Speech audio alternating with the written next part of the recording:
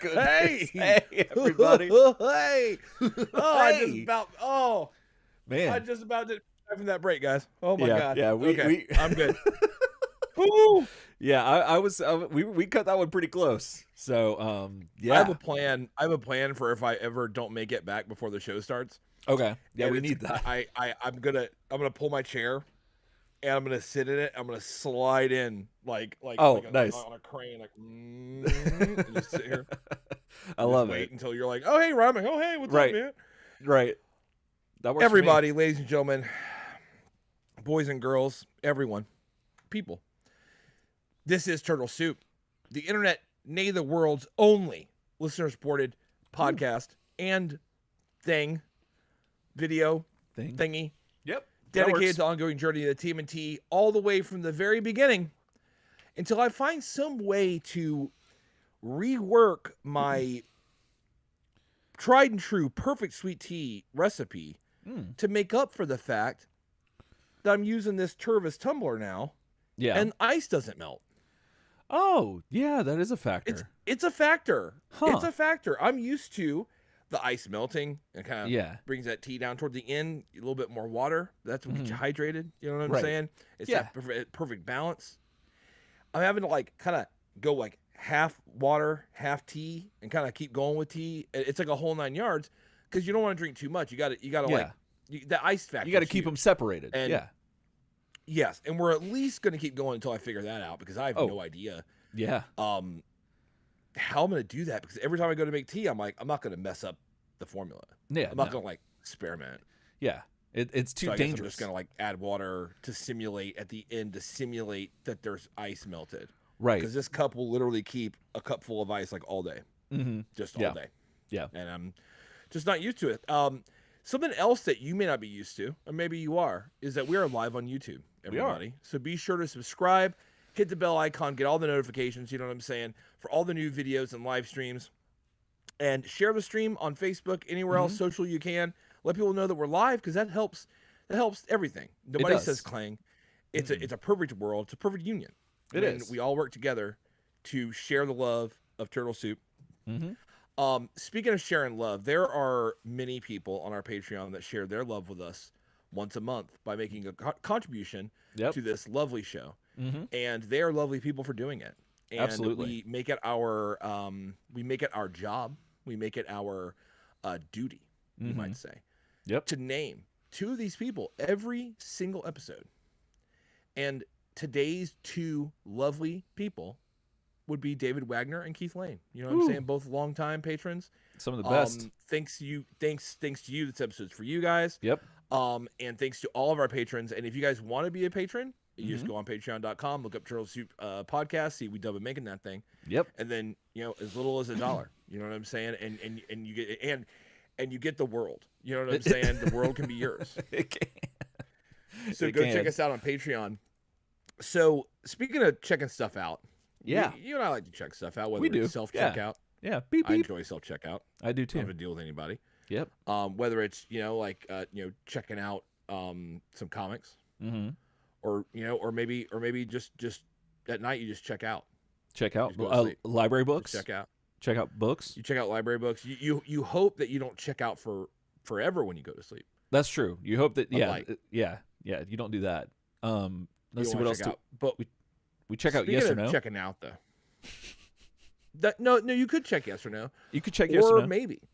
Or maybe is an option that people always forget. Or maybe. I mean, if it's given to you, or if someone gives you a note that says check yes or no, you could just make a maybe box. That's true. You don't have to commit to anything. No, you can withdraw your consent at any time.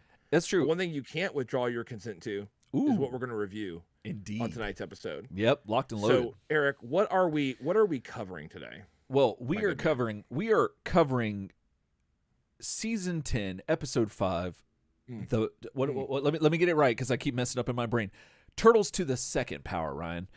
This is all the way back in 1996. We're currently making in the journey the steps through season 10, and we're like almost done. Like this is the end. Like this is it. Like this is one of the things that when we started this show was one of the main reasons why we did it, because we both had realized I don't think we'd ever actually seen every episode. Yeah. And so this is nuts, but this is episode 5, season 10 of the animated series from 1987, and here we are, 1996, and it's a wild one. And it's also I guess technically it's kind of weird when you have a contiguous story like line throughout the whole season, but yet you have a defined trilogy within that. So it's kind of hard to say that like this is the end whenever not everything is wrapped up, but I think narratively speaking, in the way the writers intended, this is the end of a certain trilogy. So so that's what we're doing tonight. So to the second power. And to the second power. And we also have something else that we want to bring up. We were talking about the end of the animated series and how we're coming to this end, and it's at the end of the road. And 93 episodes. Yeah. And so for those who don't know, we've been watching this through the Turtle Van DVD box set. That's what I was trying to find the words for. The complete classic series collection. Yeah, like you pop the top off, and you pop its top, and it's got like all the DVDs in it. And we've been going through there, and I made a video. If you haven't seen it, it's on social media somewhere, where it's like I go to get the last DVD, and I'm like, oh, it's the last one. Like, this is insane. And big time. So and so we had made a decision that Ryan had suggested. He had decided he was going to lay his copy down to sacrifice as a fun giveaway for the Turtle Soup fans and for our YouTube subscribers, our patrons, and our listeners. And he decided to take that upon himself to give of his own. And I mean, and that takes a lot of heart, because like once you've gone through 10 seasons, you've spent 10 seasons with something, that's a relationship that water can't dissolve that. You know what I'm saying? It's going to take a lot more than that. And so it's hard to give that up, but you let things go, and if they come back, it's love, all this stuff. Well, that's where we're at. And so we are going to be giving away Ryan's copy of the 1987 animated series DVD box set. That's the Turtle Van, in a very special way. And Ryan, do you want to take this and there? Oh, look, there it is. In the plastic. There we go. This I don't know how framed up I am. Oh, it's pretty good. I got glare. Yeah, I got some glare. Let me work with this. Work it. There you go. Let me bring it in. There we go. Okay, we're gonna just let that be my face. Okay. This contest has been named. M. Wilson dropped a name on us, and it seeped into our brains like a vile poison, and then it won the day. It did. This contest is called Ryan's Radically Rewatchable Rerun Raffle. You know what I'm saying? And it works like a raffle. So here's how it works. You get tickets, okay? Mm-hmm. Everyone gets tickets. That's what they said. Okay, so everybody gets a ticket. So you can get a ticket by subscribing on YouTube. You know what I'm saying? You got to be a subscriber on YouTube, get a ticket. That's barrier entry. You comment on a video, and that's barrier entry. If you comment on a video, not just live chat, we love live chat, but you got to comment on a video, okay? You got to comment. That's an entry. If you are a patron, you get another entry, another ticket. You know what I'm saying? Yep. And then the last one is going to be the fourth ticket you can get, would be to enter our Turtles Come Out and Fight That email contest, which we will be announcing details for next week. We're still debating some things about how we want it to work. That's a separate contest that we're going to give some, kind of like some cool stuff to. But you also get an entry for emailing us and entering that. So 4 ways to win. You know what I'm saying? 4 tickets. And we're going to be making that drawing there at the end of the animated series. And somebody is going to come home with this bad boy. You know what I'm saying? From mine own personal collection. And it's going to be amazing. Yes. So do enter, everyone. And I'm excited. I am too. It's gonna be great. It's kind of hard to see it go, frankly. Yeah. But it's time has come. Yeah. it's wild to think. Like, I remember, I mean, I know we've talked about this before, but like, man, that 3-hour death fall to the Technodrome, like that episode, I remember, and us watching that first season and doing that was like wild, and it feels like an eternity ago. It was wild, but at the same time, it's like it also doesn't in a weird way. But yeah, that's nuts. Well, I'm really glad that you know, you found it within yourself to be able to give this up, and I think the soup fans, the Turtletarians, will in kind appreciate it. So yeah, so get hype for that. Get excited. Yep, definitely. We have a couple emails. Eric, okay. We might want to get to. They're pretty short. But this one is from John Klein. I somehow missed this one. I think I think it's at least a couple weeks old. And it's short, and it's John Klein says, "I just realized holiday is just holy day mushed together. Great job with the transition to YouTube. You two saw YouTube and conquered it."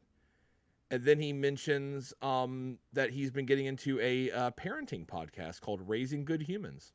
Oh, that's interesting. Which has somehow caused him to get behind on our podcast. Oh, that's heresy. John? Yeah, John. Yeah, John. Can't have that. John. No, but for real, listen to wherever you want. It's all good. Yeah, definitely. I think John Klein. I had to sit back about holiday and holy day a little bit. Yeah, I could have been that many days old when I realized that was a thing.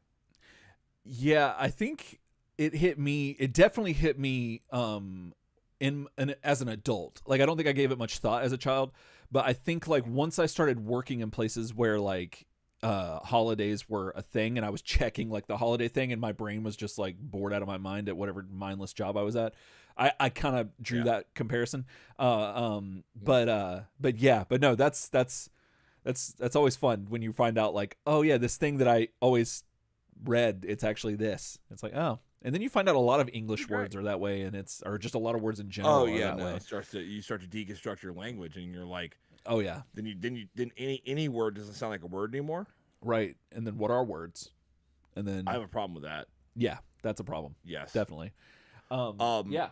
I had a whole thing one time where I was convinced that every time, and it still actually works this way, whenever I write the word state, okay, STATE, it doesn't look like it's spelled right.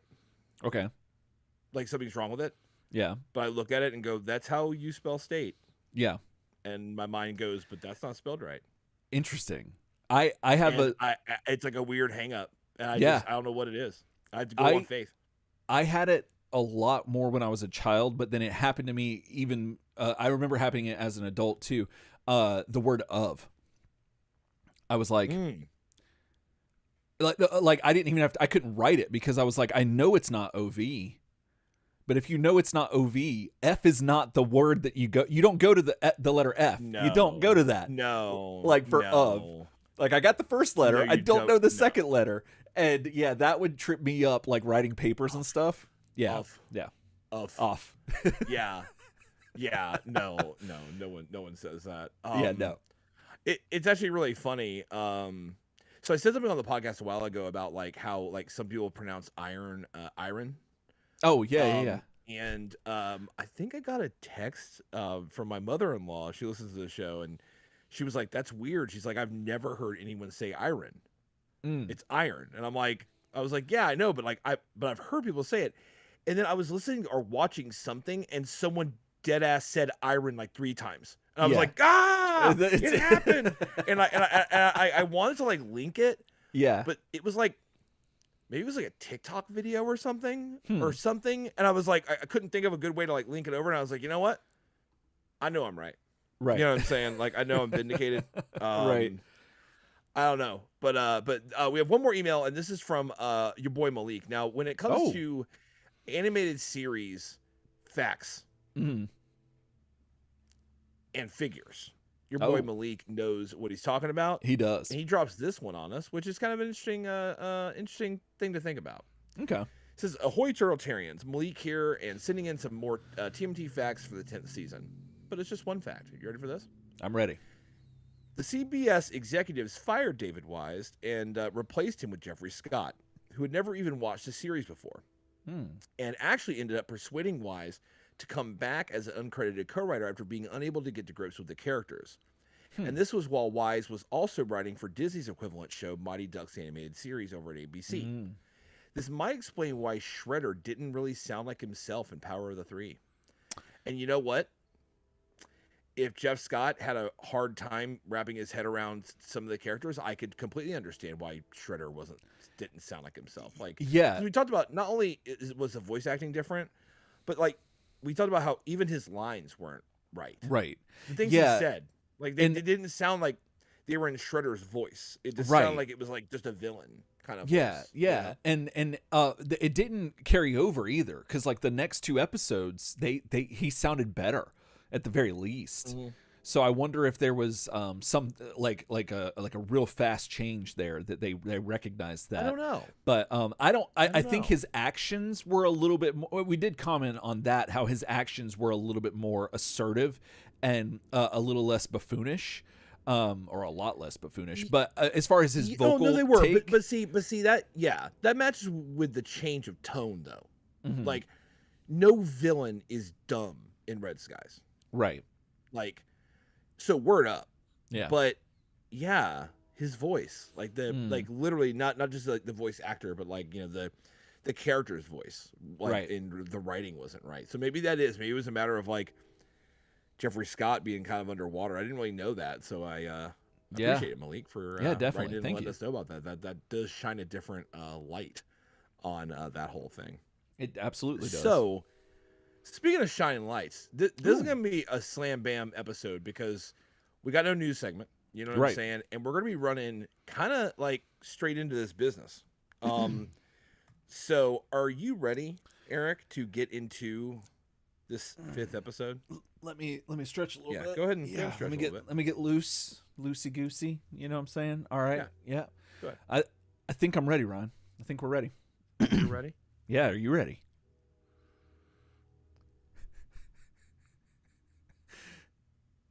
Episode 5. You know what I'm saying? Season 10, 10th and final season of the 1987 animated series. This is Turtles to the Second Power. It aired October 12th, 1996. It was written by Jeffrey Scott and directed by Tony Love. We have covered this is the third part of a kind of a three-part trilogy, if you will, that is contained inside this 10th season. We've covered all the episodes from last season and this season on YouTube. You're looking for episodes 263 and 264 for our reviews of the first and second part of this trilogy, and we'll hopefully get those down, links to those down in the description below, so you can check those out.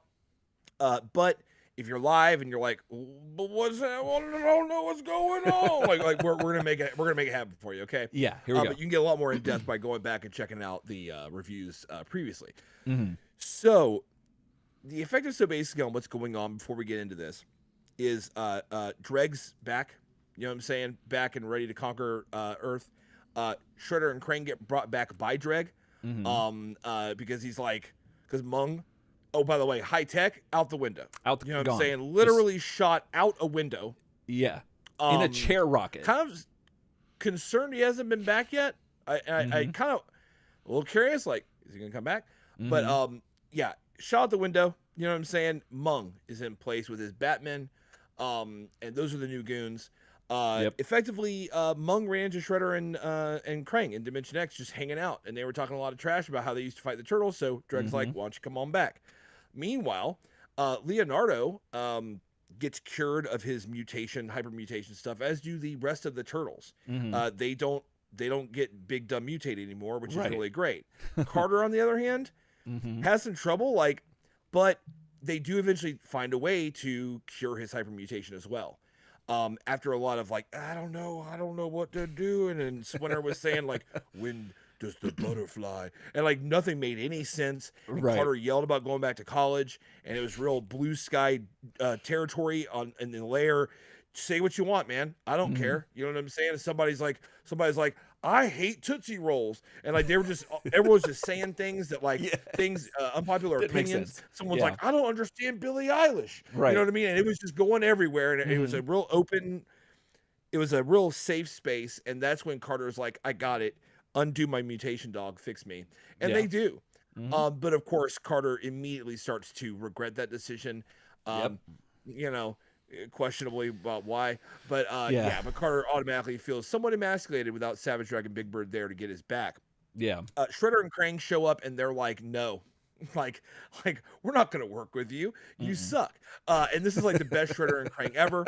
Yes, it is definitely. Effectively, Dregg launches this plan to suck the life energy and the mental energy and the martial arts life form energy out of the turtles, Shredder and Krang.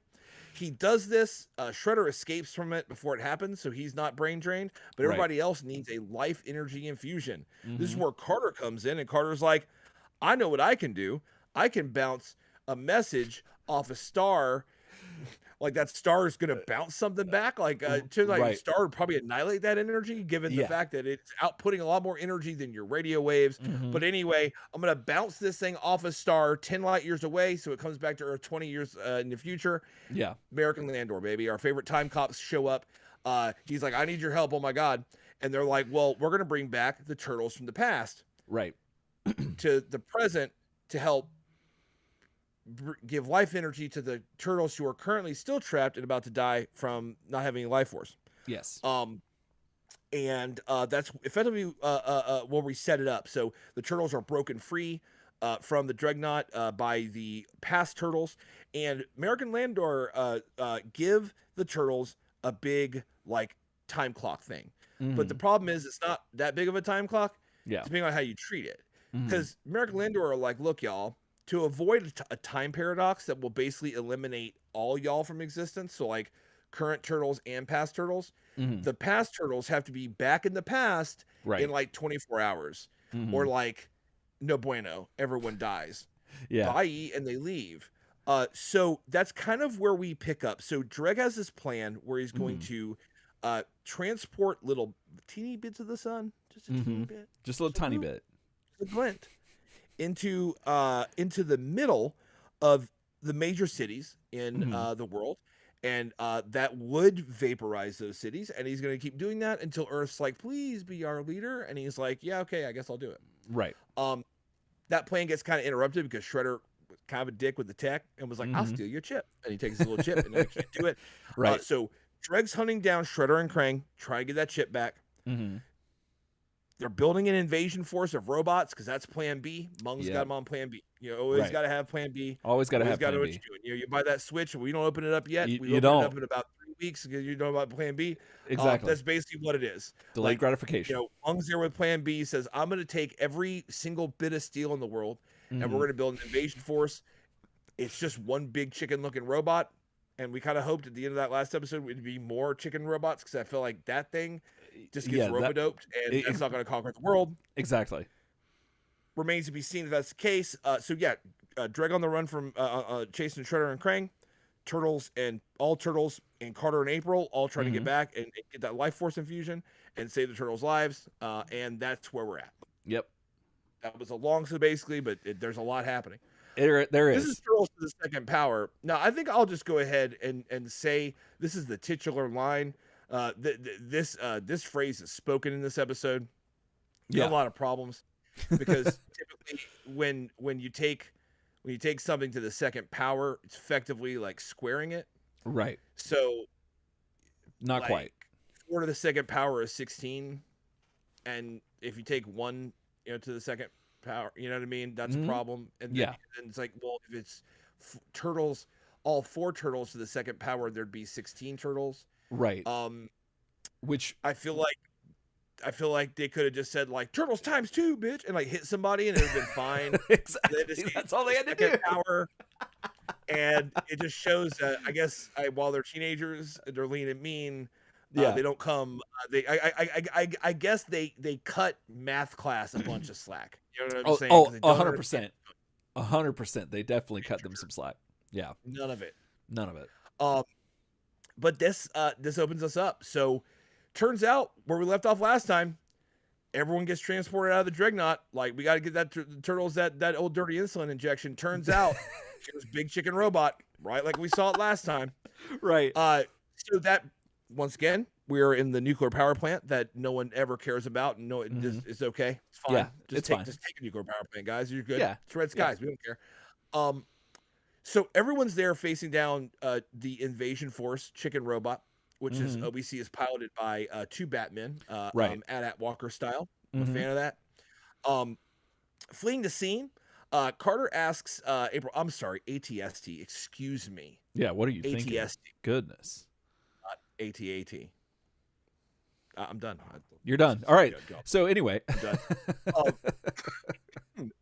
Eric just picks up on his half of the review. He's like, "Yeah, I just skipped the whole thing." So, yeah. So the city's being attacked, and so they flee the scene. You know what I'm saying? They get out of there. They get outside. And Carter asks April to alert the authorities that Dregg is up to something. Yeah. Which they already should have known, because Dregg hijacked a power plant like days ago. Yeah. Like, remember when he pulled all the power from the power plant to make the vortex transporter? Right. Remember that? Yeah. Remember when the power went out and you were like, man, is something wrong with the nuclear power plant? Yeah, no. But Carter's like, April, you got to go tell the authorities that Dregg's doing something. Like, if they don't know yet, right, then there's a problem. they can't even defend a nuclear power plant. Like, Yeah, you think they're going to come and fight Dregg? Yeah, like there's no the disconnect here is it's kind of like laughable. I mean, not kind of, absolutely laughable. One, it's putting April back in that role of like, go get help. It is.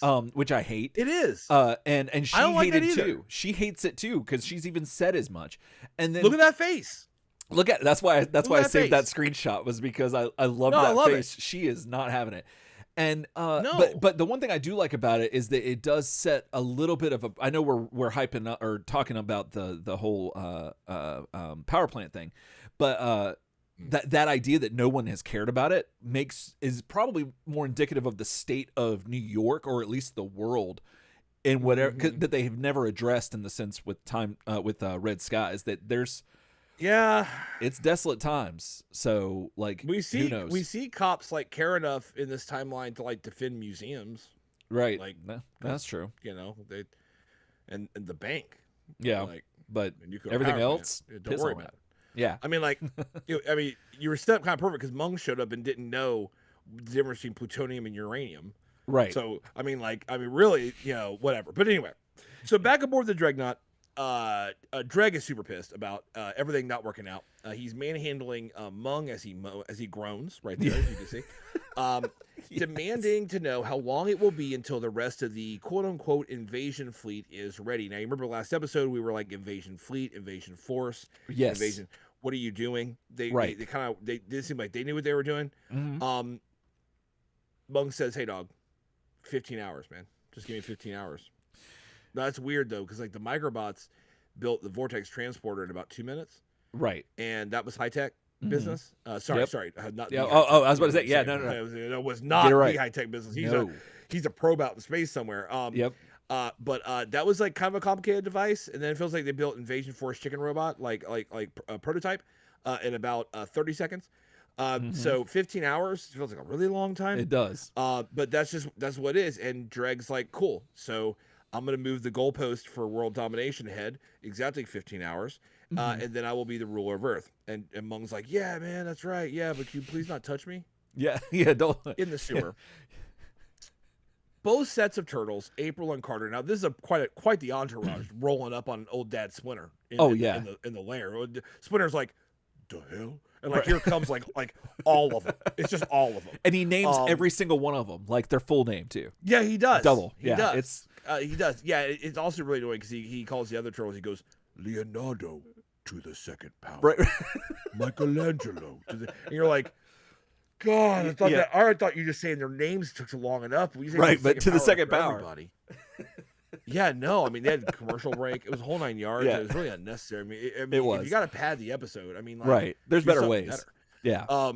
Yeah, that was like Shredder and Krang's like, sometimes when we touch moment. That was a good pad. That was. You know was what excellent. I mean? Like give me something like that. Yeah, we need that. But yeah, they show up to the lair in an attempt to heal the afflicted turtles who are looking pretty bad. Yeah. Carter sets to work immediately hooking up everybody to Donnie's demutation ray because that can also transfer life energy. Yeah, just can. When Donnie asks Carter how long it'll take, guess how long Carter says the life energy transfusion is going to take? Oh goodness. 15 hours? Just give or take, maybe shading inside about 15 hours. It's going to take 15 hours. 15 hours. Now you might be asking yourself, we're going to touch on that in a second. Okay. Because you need to know what happens after. So we cut away. Like it's like, how long is it going to take? I don't know, man. About 15 hours. And the turtles are like, 15. Really? Yeah. And like I love it here because you see Leo and Donnie are like, like kind of forearms on knees, like, well, yep, the guess is what we're doing. Let's here. Sitting anywhere hooked up to stuff for 15 hours. Yeah. That's crazy. Yeah. Like I sat at the car dealership today for 2 hours and like I was ready to just keep the car. Yeah. Like I was like done. I'm like, I don't need it. Like, you just get out and just walk. You just walk home. You're like, guess I don't have a car now. Yeah, I'm just done. I give up. So yeah. So in the destroyed remains of New York, Shredder and Krang are sneaking around, trying to cook up ways to take over Dregg's ship and kill Dregg and do all these things they want to do. Yeah. Because they are 100% mean girls on this run. Oh, and I definitely. Love it. It is pure mean girls. They just want to wreck Dregg. Mm-hmm. They just want to spit in his face some more. It's nonstop. They hate him. They don't want anything to do with him. Don't even care about the turtles. Absolutely love it. Love it. No, the turtles are out of the frame. Yeah, out of frame. Care. They don't give a flat shit. They're like, I am going to kill Dregg. We're gonna go kill Dregg. That's all they're worried about. I love it, and they're just wandering around cooking up ideas. Mm-hmm. Well, Krang gets like a random stroke of genius. He's like, I got an idea. Sounds kind of crazy, but I'm gonna need you to get me a Batman. Right. And Shredder's like, got him, boys. Yeah. So he's like, I'm gonna head off and nab one of those gooey boys. You know what I'm saying? We're gonna make it happen. So, Shredder pulls a little bit of rope of dope. Yep. Makes them shoot a sign down top of themselves. Love that. I love how making your enemy shoot something instead of you that then causes something to fall on them. That's a Foot Clan move. It absolutely is. Because like the turtles do it and Shredder does it. Yeah, that's I'm sure Splinter's done it in the past 186 episodes. How many we reviewed at this point? Oh, yeah. I'm sure Splinter's done it. You know what I mean? Has to have. That is a Foot Clan move. It is. And Shredder has shoot the thing. Shredder's used that move like a ton since he's been back. And I love it. But I love that you mentioned this. I didn't actually ever think of it, but I love that you phrased it that way because that makes a lot of sense. And it's kind of like a cool like technique to have as like one of your cornerstones of your martial arts. Mm-hmm. Like I don't know. I'm here for it. I love it. If someone's got a gun, mm-hmm. I'm gonna try to make them shoot the thing they don't want to shoot. Right. They're trying to shoot me. I mean, it's a Foot Clan tactic. It is. I love it. You know, I wonder back if Splinter could have gotten around like the kick the bum out, knife in the gi moment somehow with that tech, but maybe he wasn't expecting it at the time. Who knows? Yeah, that's true. So he's like, look, I need exactly one Batman, and I need that chip that you got, and I got a crazy idea. Mm-hmm. So yeah, turns out we trapped 2 Batmen. Now, once captured, Krang states that since the gooey boys are like pretty basic, mm-hmm. like kind of in the head a little bit, it's like kind of basic. You know what I'm saying? It's like not a lot going on down there. He can just straight up hypnotize them with no issues, and that's what he does. He leans down. He doesn't even use a pocket watch or anything, any kind of typical. He just looks into the Batman's eyes and goes, "You cannot resist my mental will. Right. You will be my zombie boy." And Gooey Kid's like, nods like, he does. Yeah. Yeah. Now, has Krang ever done this before that we can remember? Because I don't think I kind of like the idea of him doing that. It seems a little stereotypical. Like, of course, the guy that's can have brain powers. But I would have loved that power set to have been used earlier in the animated series. See, if he's got that, I would love that. Yeah, I would love the fact that like he could only do it to like people who are highly suggestible. Mm-hmm. So like for example, like just situations you can get into where like the Turtles and Splinter, like they've got too much up here to do that to them. Right. So Right. like it's never a threat. Like he might be able to fog their mind a little bit, Mm-hmm. but like only temporarily. Yeah. It's like whatever. But it's the fact that like I could see easily that a Utrom would evolve, right, to be a warlord with the fact that he can control the minds of weaker-willed things, like rock soldiers, for example. Yeah. And that Krang's people, like that's their legion because they can control them. That's like their technique. And I can see all this. Yeah. I love that. And they subjugate planets that have weaker-willed people. And Krang's conquest of Earth is like breaking the mold. He wants to go hard mode. He's like, well, I can't just walk in and use my brain power to like start manipulating these people. I've got to actually like take this world over because these are more intelligent beings.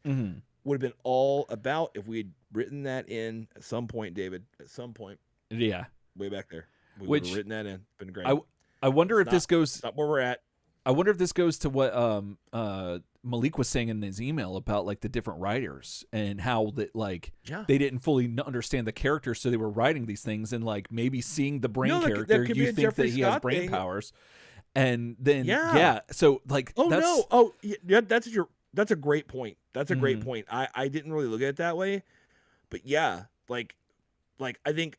So maybe the fact that like Jeffrey Scott, if he did have a hard time wrapping his head around the characters, not having written them for so many years, sometimes it comes out in the form of like Shredder's dialogue doesn't sound right, like written, but it also comes out in cool forms, like Krang having some kind of like at least somewhat like limited like latent mind control powers. Shredder using his environment a lot more, like to defeat people and stuff. Yeah. And, like I don't know. I think so. I don't want to, I feel like, we can get into a tone where it sounds like we're kind of ripping on Jeffrey Scott, the writer. Right. Because maybe some things don't line up, but like, I'm here to tell you that like a lot of what Jeffrey Scott's done this season, I'm cool with. Oh, like, me too. I don't know. Definitely. Like, it seems like, you shake up the etch sketch a little bit and now I got a different picture. Right. You know what I mean? And I'm kind of about a lot of the picture I'm seeing right now. Yeah. I'm kind definitely. of about a lot of what the etch sketch just gave me. So, and this is one of them. I would love to have seen him have this power set. Once again, not like telekinesis or anything crazy. Yeah. But a suggestibility, like power, maybe even in close range, like he is here. He has to get on you. But anyway, that's what he does. He looks at this guy. He's like, "Gooey boy, you're mine." And Gooey boy is like, "Got him, boys." Yeah. And that's it. So they just get up and walk away. The other Gooey boy is still underneath the under the sign, and they don't really talk about him. Nope. He's just trapped under there. But we learn another rule, and that's that this form of hypnotic control over this Batman can only last about 30 minutes. So we got more time clocks. We got 15 more hours. time clocks. We got another 30 minutes on him. Stuff like that. Super And weird. I would love the time element if we stayed honest to the time element. Right. But we don't stay honest to the time element. We're just about to discard an entire time clock effectively. Just to set it forward some, which So back in the lair, guess what? This whole thing with the Gooey boy, and thank you for that screenshot. That's fantastic. I love that.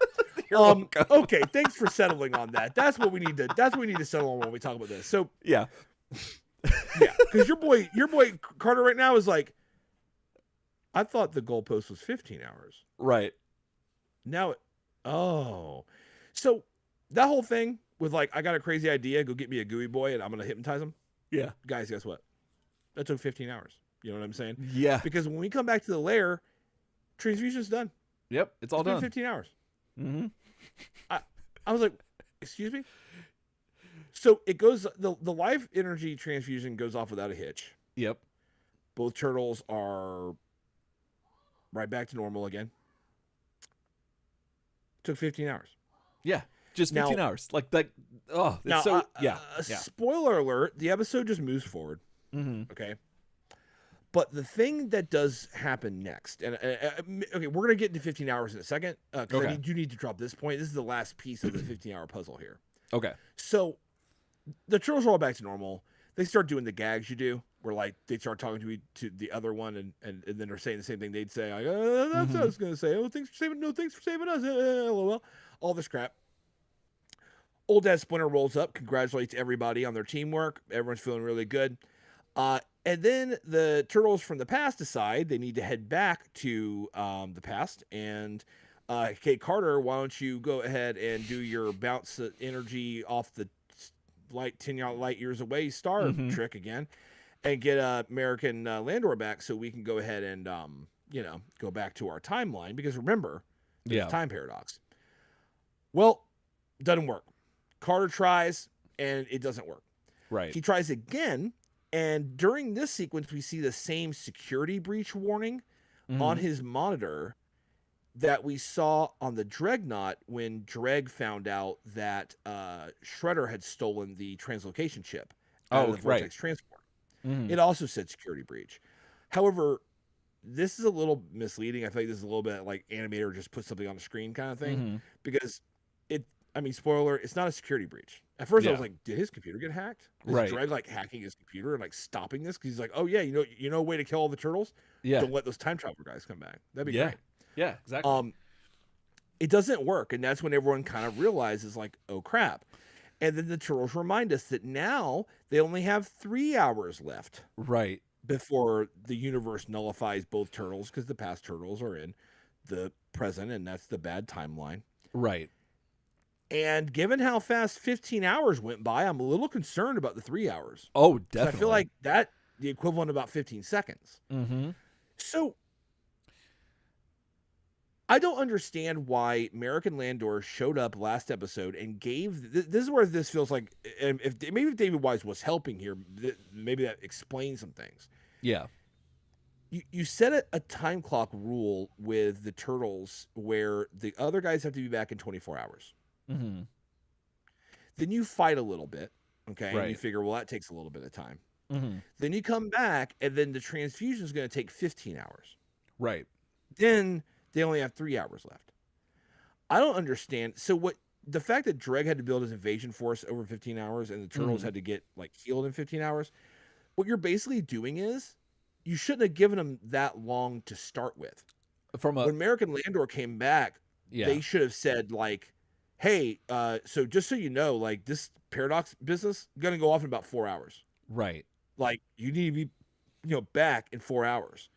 Because at that point they could go fight, come back, do a 30-minute life energy transfusion. Doesn't matter how long it takes. It could be instant. It's a cartoon. It doesn't matter. Like you know what I mean? It doesn't matter how long it takes. Shredder and Krang. I mean, Shredder gave of his own life energy to Krang, and it was almost instantaneous. Like by the next commercial break, they're back. Yeah. But here it's 15 hours, one-on-one, turtle to turtle. The compatibility should be 100%. Like, Shredder and Krang, I would understand if that one took longer, because that's like a human trying to give to a Utrom. Right. Like that who knows what would happen. Maybe it's like a battery and you gotta like slow charge it, because maybe Krang's so much smaller than him. Right. That if like Shredder's life energy would like kind of like maybe burn him out if he put it in there too quick. So you gotta slow charge it like a battery. I would get that. Right. But one-on-one turtle, how long does this take? And the problem is, writing wise, you kicked the goalpost out to 24 hours. Only to shorten it instantaneously by 15 hours to give the Turtles a new time clock of 3 hours. Right. That makes no sense to me. And if somebody listening can make it make sense, I would love that. But I that makes no sense to me. It feels like one guy said 24 hours, and then another guy wrote this episode and went, well, I mean, I do want a better ticking time clock than like 18 hours. Right. 18 hours, like, right, that's kind of like, that's not, I mean, that's a lot of time. Yeah. What if it was 3 hours? Like, what it sounds like. Well, so, and then the other thing you didn't mention was that Dregg, his transfusion didn't take very long either, or at least it didn't seem like it did.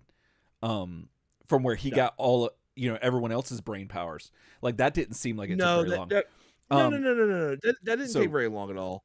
I'm willing to believe that with the tech, you know what I mean? But you're right. You're right. No, so, like we did see one other life energy transfusion happen, or we saw it move along lines, and that was like pretty instantaneous. Yeah, and then the other thing is that there's two things that we're kind of like dealing with. We're dealing with the writing, but then we're also dealing with like the actual narrative. And I find my biggest problem is that I agree 100% with you that like they should have just scaled it back, and that would have solved a lot of these problems. But you realize that a lot of this feels like kind of like I can't think of the right word right now, but where it's just thrown together because Dregg, the only reason Dregg's stuff is taking so long is because they need a reason that he's not like world dominating while the turtles are incapacitated. And that's why they had to make that, they had to throw that in there. And I'm like then to your point, why didn't they just make it a shorter time and then they wouldn't have to deal with that? Yeah, I agree. And it's super weird. It's kind of like the whole Spinal Tap, like, you know, it goes to 11 all over again. Yeah. Where it's like, where when he asks, like, why don't you just make 10 louder and make that the highest one? Right. And then it's like, well, this goes to 11. Like, it's an obvious not understanding of like the idea of like, well, no, you could just make the whole thing louder and not have an extra, like, what's the extra one count for? And that's kind of the inverse of that is this, where it's like, well, if you wanted to make it a ticking time clock, why would you shorten it? Right. Like, what, you know what I mean? Like, why if you want to make it a ticking time clock, why would you make it so long and then collapse it? But exactly. And I just want to make 15 hours paradise, you know. Yeah. I guess that's where we're at. I just want to say one more thing while we're here. One more thing, fine. Fine. Good. One more thing, and then I'm done. I'll leave. I'm joking. No, you said something, and I hadn't thought about this, Ryan. And I hope you haven't either. And this is going to be like new or like an epiphany. But so we did, and I don't think we mentioned this fully in the so basically. But Dregg has Krang's that brain that comes out, like that we still don't know if it's a physical manifestation or if it's just like that's what we're supposed to interpret as his inner monologue or what. But regardless, someone who has spent a significant amount of time on Earth during the infancy of the internet, who more than likely had access to it, which at this point was just dial up, right? Like for the most part, like especially in the sewers, like in the sewers in New York, like you're probably only going to get dial up in 96. Why didn't Dregg just keep calling the lair and using that line to get Carter to keep him from having to, like, you know, contact that star, because he can't do that without the internet, right? So like all he had to do is just call old Dad Splinter on the phone and pretend to be like one of his old buddies, and then like they would have tied up the line. Carter couldn't have got that message through to that star. That could have been a huge thing, but he didn't think about this. Like, no. I think if you want to talk about the ultimate dick move on that from the 90s, what you do is you there is a way you could get the operator to interrupt the line without previewing it first. What? No, I never did this because I never did this because this is like a really dick move. Like, this is like, and it might just backfire on you. And if it does, then the operator knows the number you're calling from, and you can get in some deep shit. Yeah. But I had friends that would basically call up the operator like freaking out, like something, like someone had an accident. Yeah. And telling them look, like my mom's on the phone. She's on the phone with my aunt like every weekend. Like, you have to call her up this number, and they give them the number. And the operator would sometimes like go in and like without listening and hearing like the data transfer, would instantly cut the call and be like, "This is the operator, AT&T. Like, you know, your son is calling, whatever." Like, they would instantly go in, and that would cut your internet connection. Oh my goodness, that's wild. I didn't know that. I never did it because I never had the guts to be like, I'm freak out a woman like that or the operator. But I did hear tell of that, so that would have been amazing if they would have been so good. Call them up and messed them up, or send one of your microbots. Oh, send like 10 or 12 microbots to come in and just while Carter's on the internet, just pick up the receiver. On the phone in the house. Yeah, that's it. Just you have all this advanced technology and you just use it to knock a receiver off. Yeah, the microbots like show up, like crawl down the pipe, and then like all 10 of them like pick up the receiver like on the old rotary phone and goes, good, okay, cool, he's disconnected. That would have been a better way. That would have been anyways, so good. I'm sorry. Anyway. So 15 hours, you know what I'm saying? It's like 127 hours, but way less time. Yeah. So effectively on the Dreadnought, the invasion fleet is or whatever they're doing is done. And that's given the fact that that's 15 hours, that was pretty good.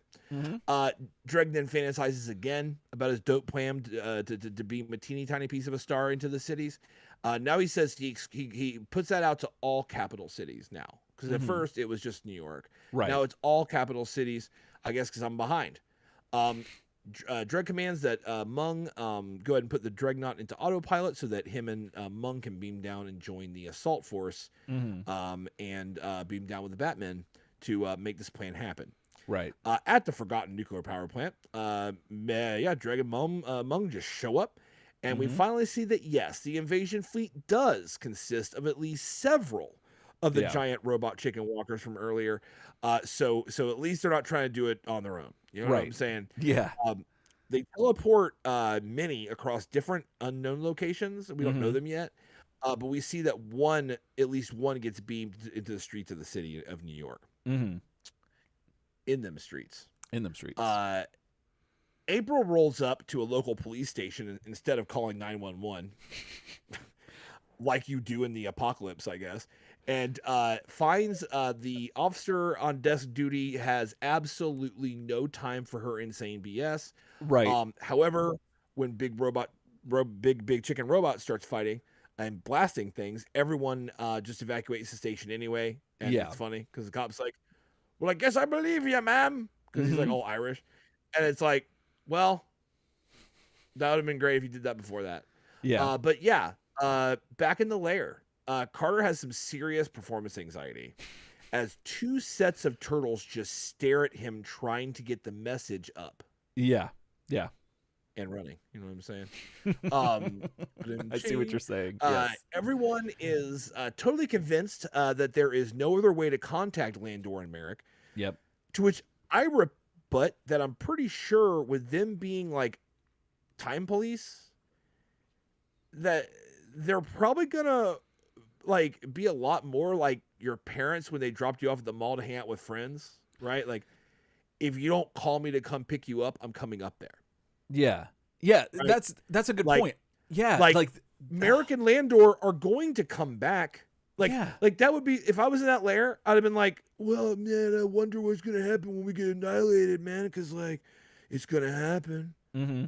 Like, I'd be like, yeah, but Merrick and Landor, it's not like they forgot. Right. They know about time, and they know about the timeline, and they know about like the rules. They're the ones that told us that you'd be annihilated. Yeah. We need Merrick and Landor to get you back to your timeline. That's and they why we contacted them. Yeah. I feel like Merrick and Landor are going to come back in 3 hours, guys. Yeah. It's definitely. I'm like, but they treat it like, well, I mean, if we don't call Merrick and Landor, they're just going to let us die over here. And I'm like, I don't think that's true. No. No.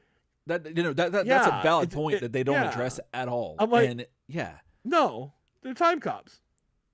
Anyways, all of a sudden, rumble. What's that? It's topside. So everyone heads up there. Back in them streets. Yep, invasion fleet up in here. You know what I'm saying? That's what's happening. Invasion fleet. There's 2 chicken robot boys blasting the city apart. The turtles try to work together to robodope the huge robots. Leo eventually cuts one of the lasers off one of them.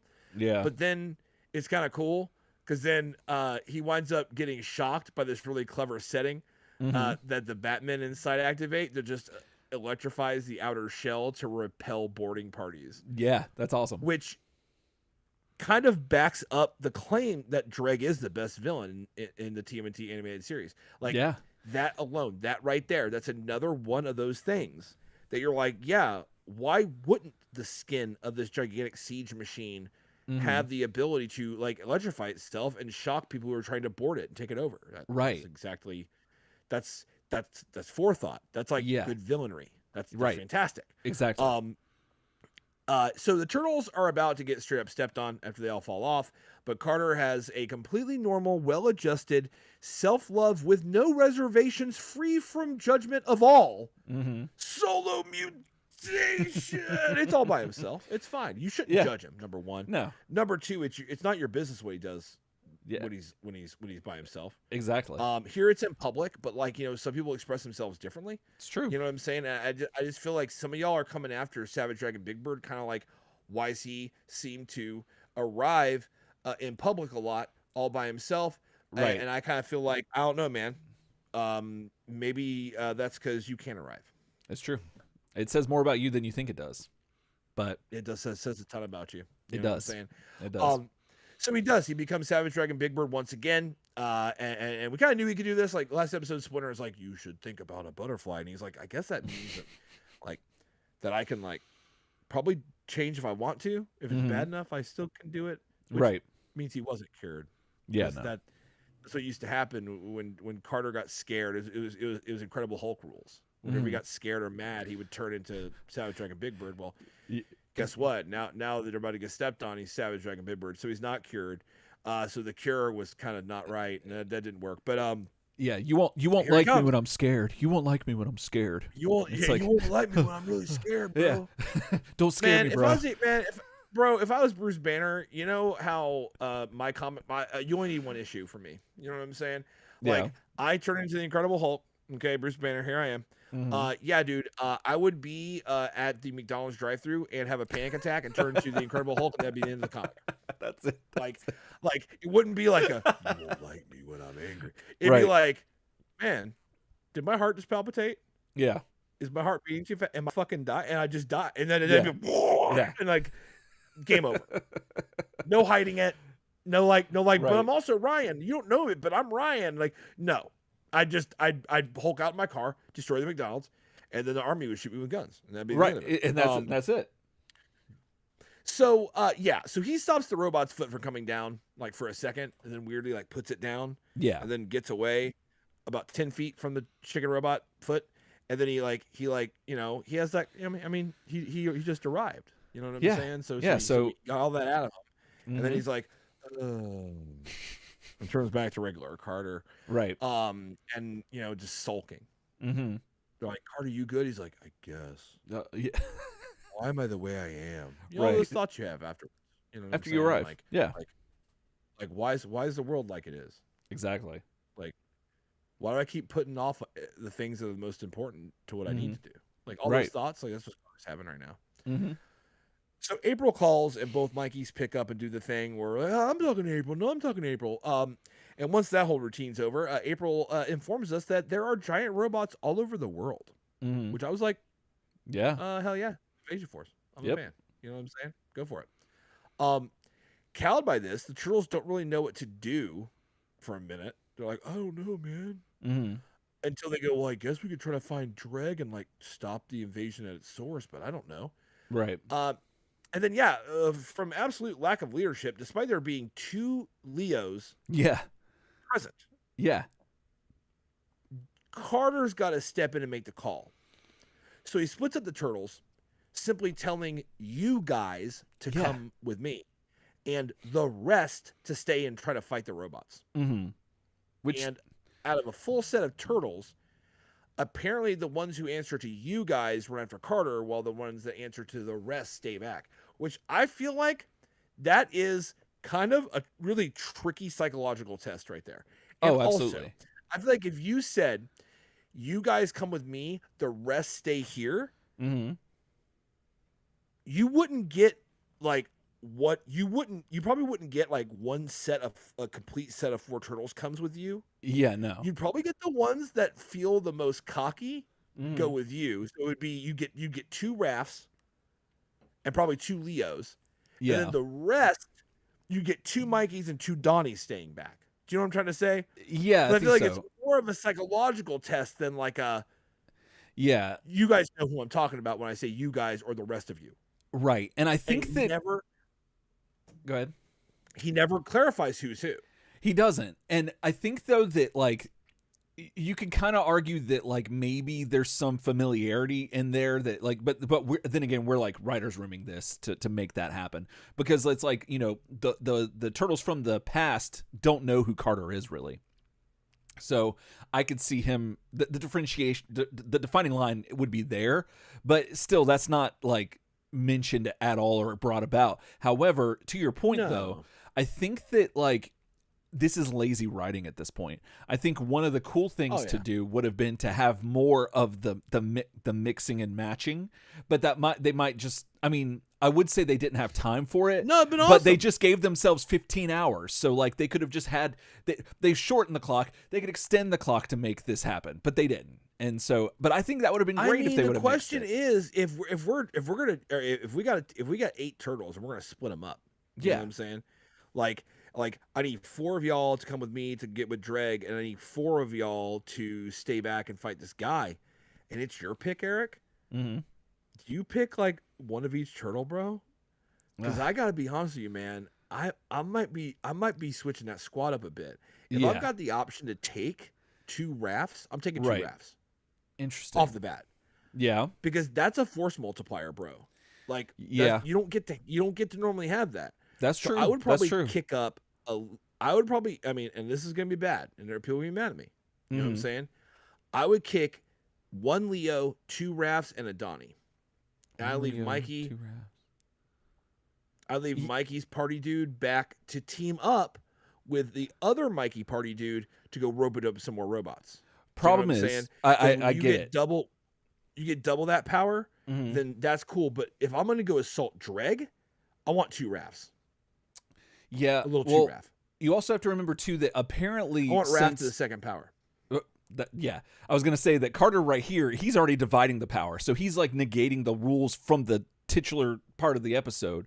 He's already throwing that out the window. Yeah.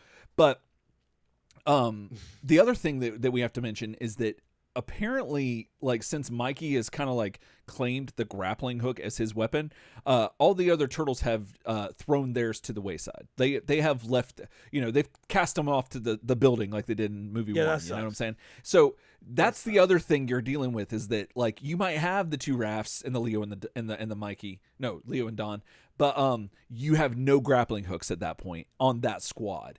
And so that's, you know what though, if I mean, maybe this is just me. Okay. Like I'm a fan of like combined arms. You know what I'm saying? I'm willing to give up the I see what you're saying now. Yes, the utility. Yeah, I'm willing to give up the utility of the whole rope thing to get 2 rafts barging in frontal assault close quarters combat. Mm-hmm. And then have a Donny with reach and a Leo commanding with reach. Okay. Like I want combined arms. Okay. Like you know what I'm saying? Like if I'm army building out of these guys, that's what I want to assault Dregg. Straight up. I want 2 rafts to go in there close, CQC, get in there and get some ass. And then I want Donny with that bow staff on the reach with range. And I want Leo at intermediate commanding both parts. That's my dream makeup, and I hate to say it, but animated series Mikey doesn't fit into my assault team. Yeah.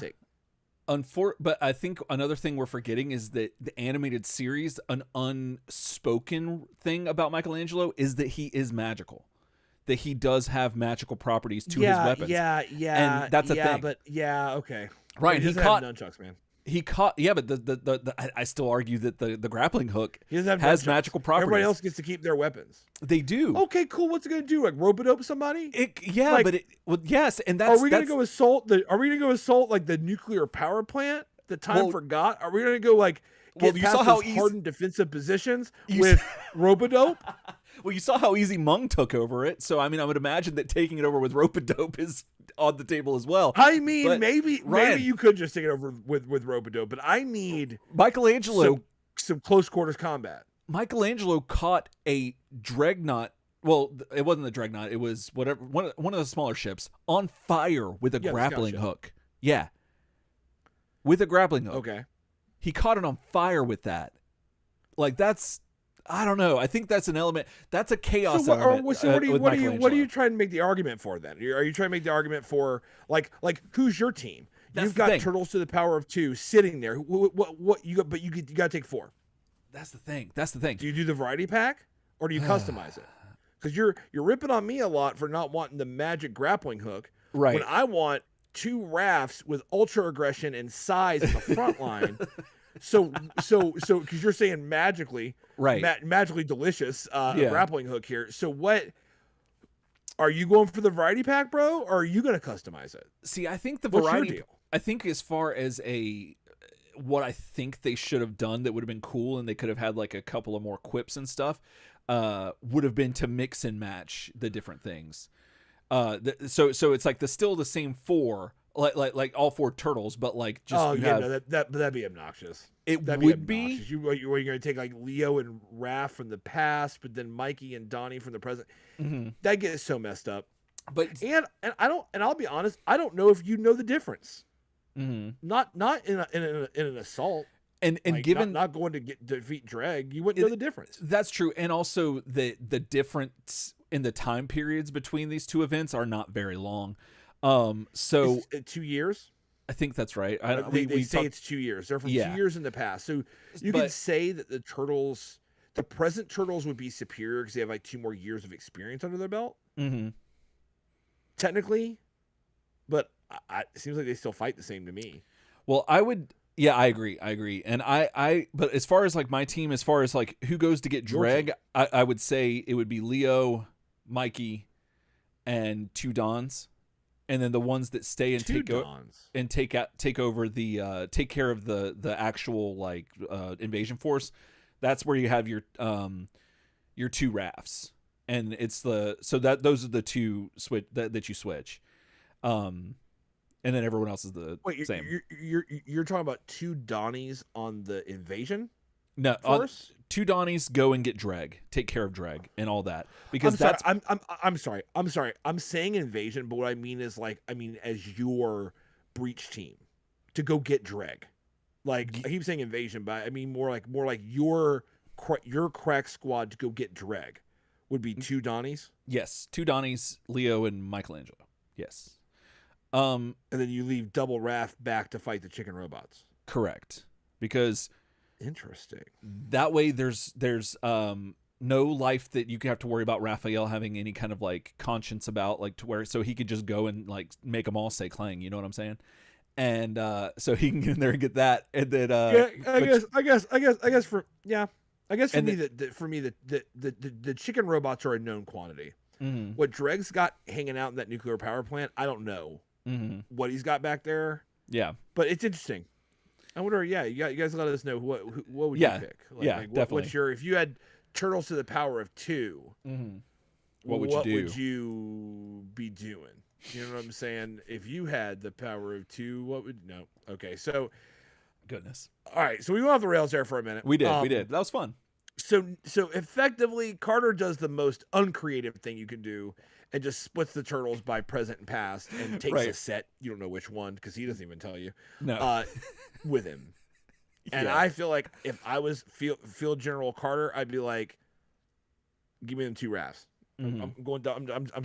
That's a good debate. I'm gonna stick with double rafts on the breach team. I want double rafts right now, but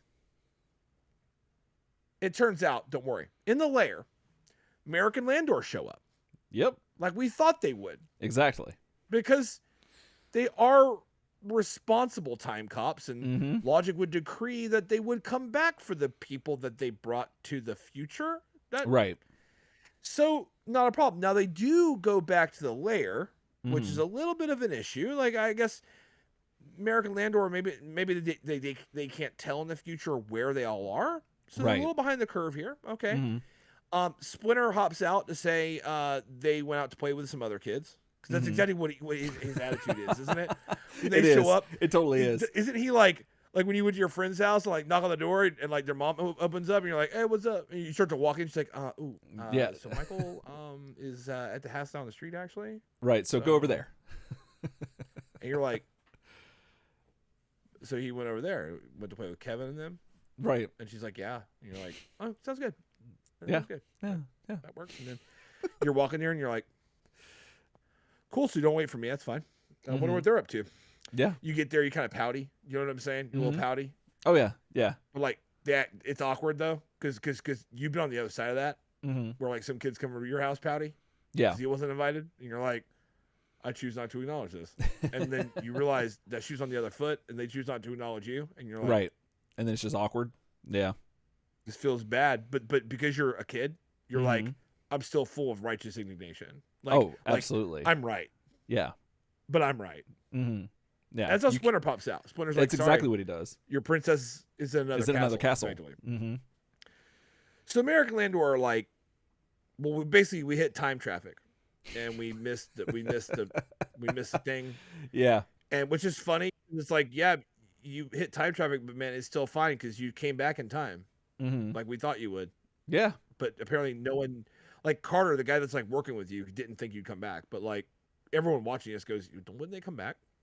Yeah. And they do effectively come back. And and they hope that they can go help the turtles. Or like, hope we're in time to help. You know what I'm saying? It would be crazy if we were time travelers and we could just go back an hour. Yeah. And have plenty of time. Like, yeah, it seems like the MacGuffin here is like not really that great. Like, it's like they could have easily fixed all of this if anything went wrong. But yeah, this is just hard because like this episode is kind of like it's not living up to how good the first 2 episodes of this trilogy are. And I'm done with my half the review, so I'll pass it to you. But like, I just want to give a small explanation for like if I sound like I'm really beaten up on this episode, it's because like it feels like kind of like when you're making your bed and you're smoothing out the comforter, okay, and you smooth it out and then you get to the part at like near the pillows where it all bunches up because the pillows are there and you're like, oh, you gotta like pull it out and get it straight, whatever. It feels like there were a lot of wrinkles that we were straightening, kind of flattening out in the first 2 parts of this, right? That are bunching up now in the episode. Like, that's a good analogy. Third episode, now it's all bunched up and wrinkly up there because now the first 2 episodes were real smooth, but now we got all these wrinkles to deal with, right? And that's how it kind of feels to me.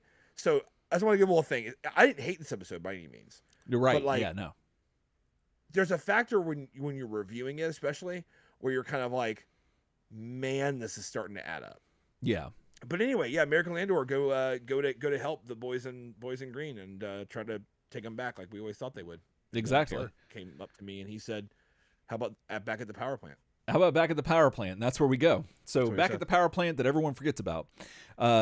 We have we see Krang, Shredder, and their brainwashed Batman going up, who they're using to escort them in as captives, which I thought was pretty interesting. I didn't really know where they were going with the brainwashing, and I was pretty happy to see that that's where they took it.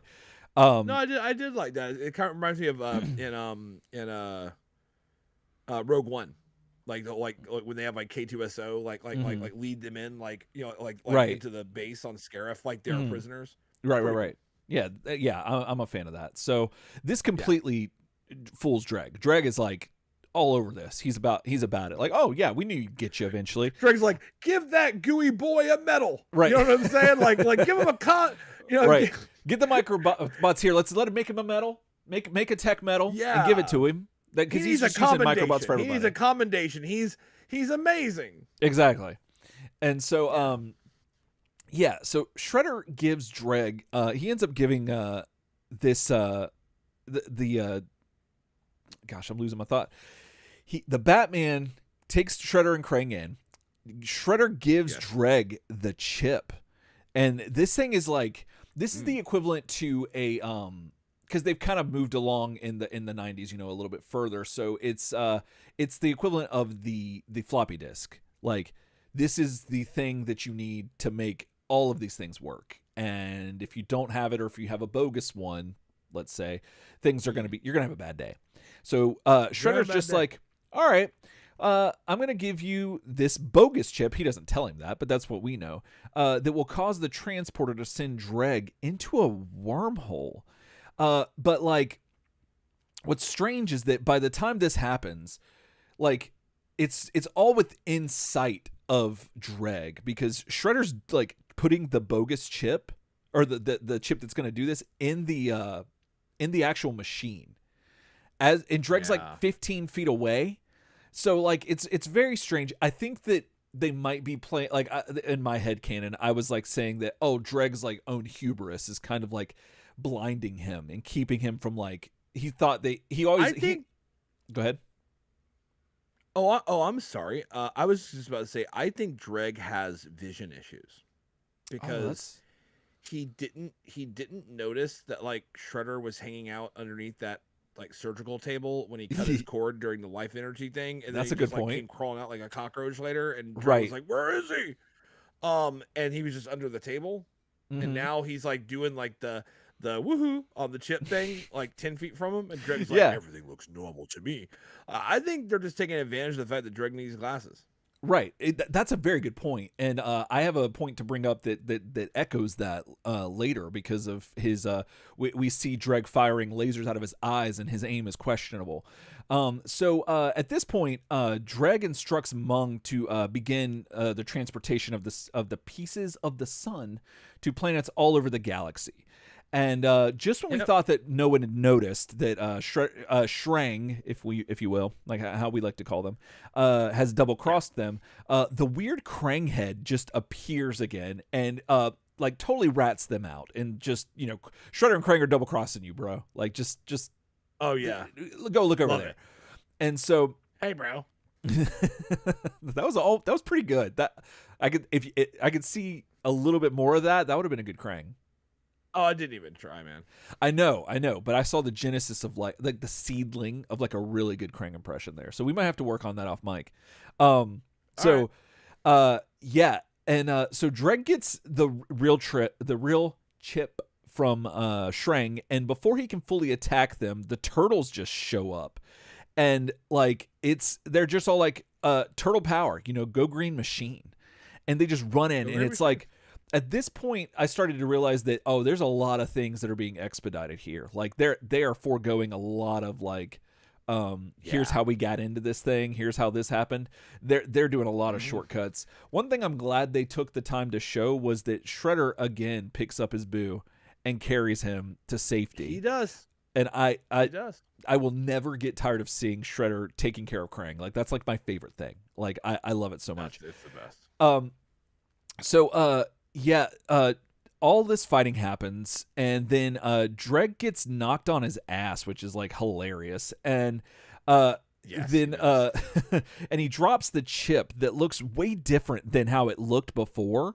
Like before, it looked like some sort of like weird pyramid kind of thing, or at least the way I remember seeing it. Yeah, and now it changes size, it changes look. Yeah, no, it's weird. Now it looks kind of like a actual card. Like a ram kind of thing, and that falls to the ground, and Shredder and Krang are on their way out, like about to be like bye y'all, and he hears Dregg yell for the chip, and he runs all the way back into fire and dives to get that chip. Like it's insane, and at this point, he still doesn't get shot by any of the Batmen, which is just another thing to show that like these villains need to be training these infantrymen. Yeah. With like what else are they doing in 15 hours while you're building those other machines? Have them go to target practice. That's all you got to do. Yeah. And have them switch the damn guns to goo mode, bro. Right, goo mode would have solved all of this, bro. Yeah, bro. It was all last episode too, where like it was like everyone runs away from the Batmen. The Batmen shoot lasers and miss, and then go to the next scene. Right. If it was goo guns, right here, if it was goo guns, Shredder would just be stuck to the ground with the chip. To the ground. And it'd be like, okay, now we fixed it. I wonder if that the Batmen are some sort of like indentured servants, or like there's something about them that they will enact some force, but they have enough conscience where they don't actually want to hurt or kill anyone, but they also like might have something to where like they have to work for Mung, and so maybe that's why their aim is bad. Like that'd be kind of neat, but then again, that could just be me, like, you know, like putting that on it just to make it make sense. But nevertheless, they do manage to shoot the chip and make it ricochet and go in the opposite direction, foiling Shredder's like whole escape plan, and then, you know, having come back to get the chip. So anyway, we go back to them streets, and on these streets, I love this. I love this so much, Ryan. Your boys, the TMNT, commandeer a bulldozer in the middle of New York. Which stranger things have happened, but I don't think they're certified for bulldozer driving. However, who knows? You know, I don't know that they were certified for blimp or dirigible flying, but yet they do all that. And so, who's got their pilots? Who's got their pilot's license? I don't know. Exactly, I don't know. But here it looks like Michelangelo does, and of all the people that would have that, I don't know. Now that I'm saying it out loud, that is something strange that I could see him being like, click, let me apply for that, and now I have that in my back shell. I'm here for that. So they are, this is the team that is taking care of the invasion force, and they are using this bulldozer, which is not a bad idea, but just the fact that you could actually find one in New York is pretty interesting. But this thing is it's the invasion force, the chicken robot. It's not super tall as far as like its legs, it's got little stubby legs, but it's enough to where it could squash a bulldozer, and that's what it inevitably does. And it squashes them, and they think that Michelangelo might have been squashed because they can't find him, but thankfully there is a manhole cover right in the same scene and frame, and turns out he ducked in there, so everything's good. But now we get another fast forward with the clock. We get another check-in on the clock.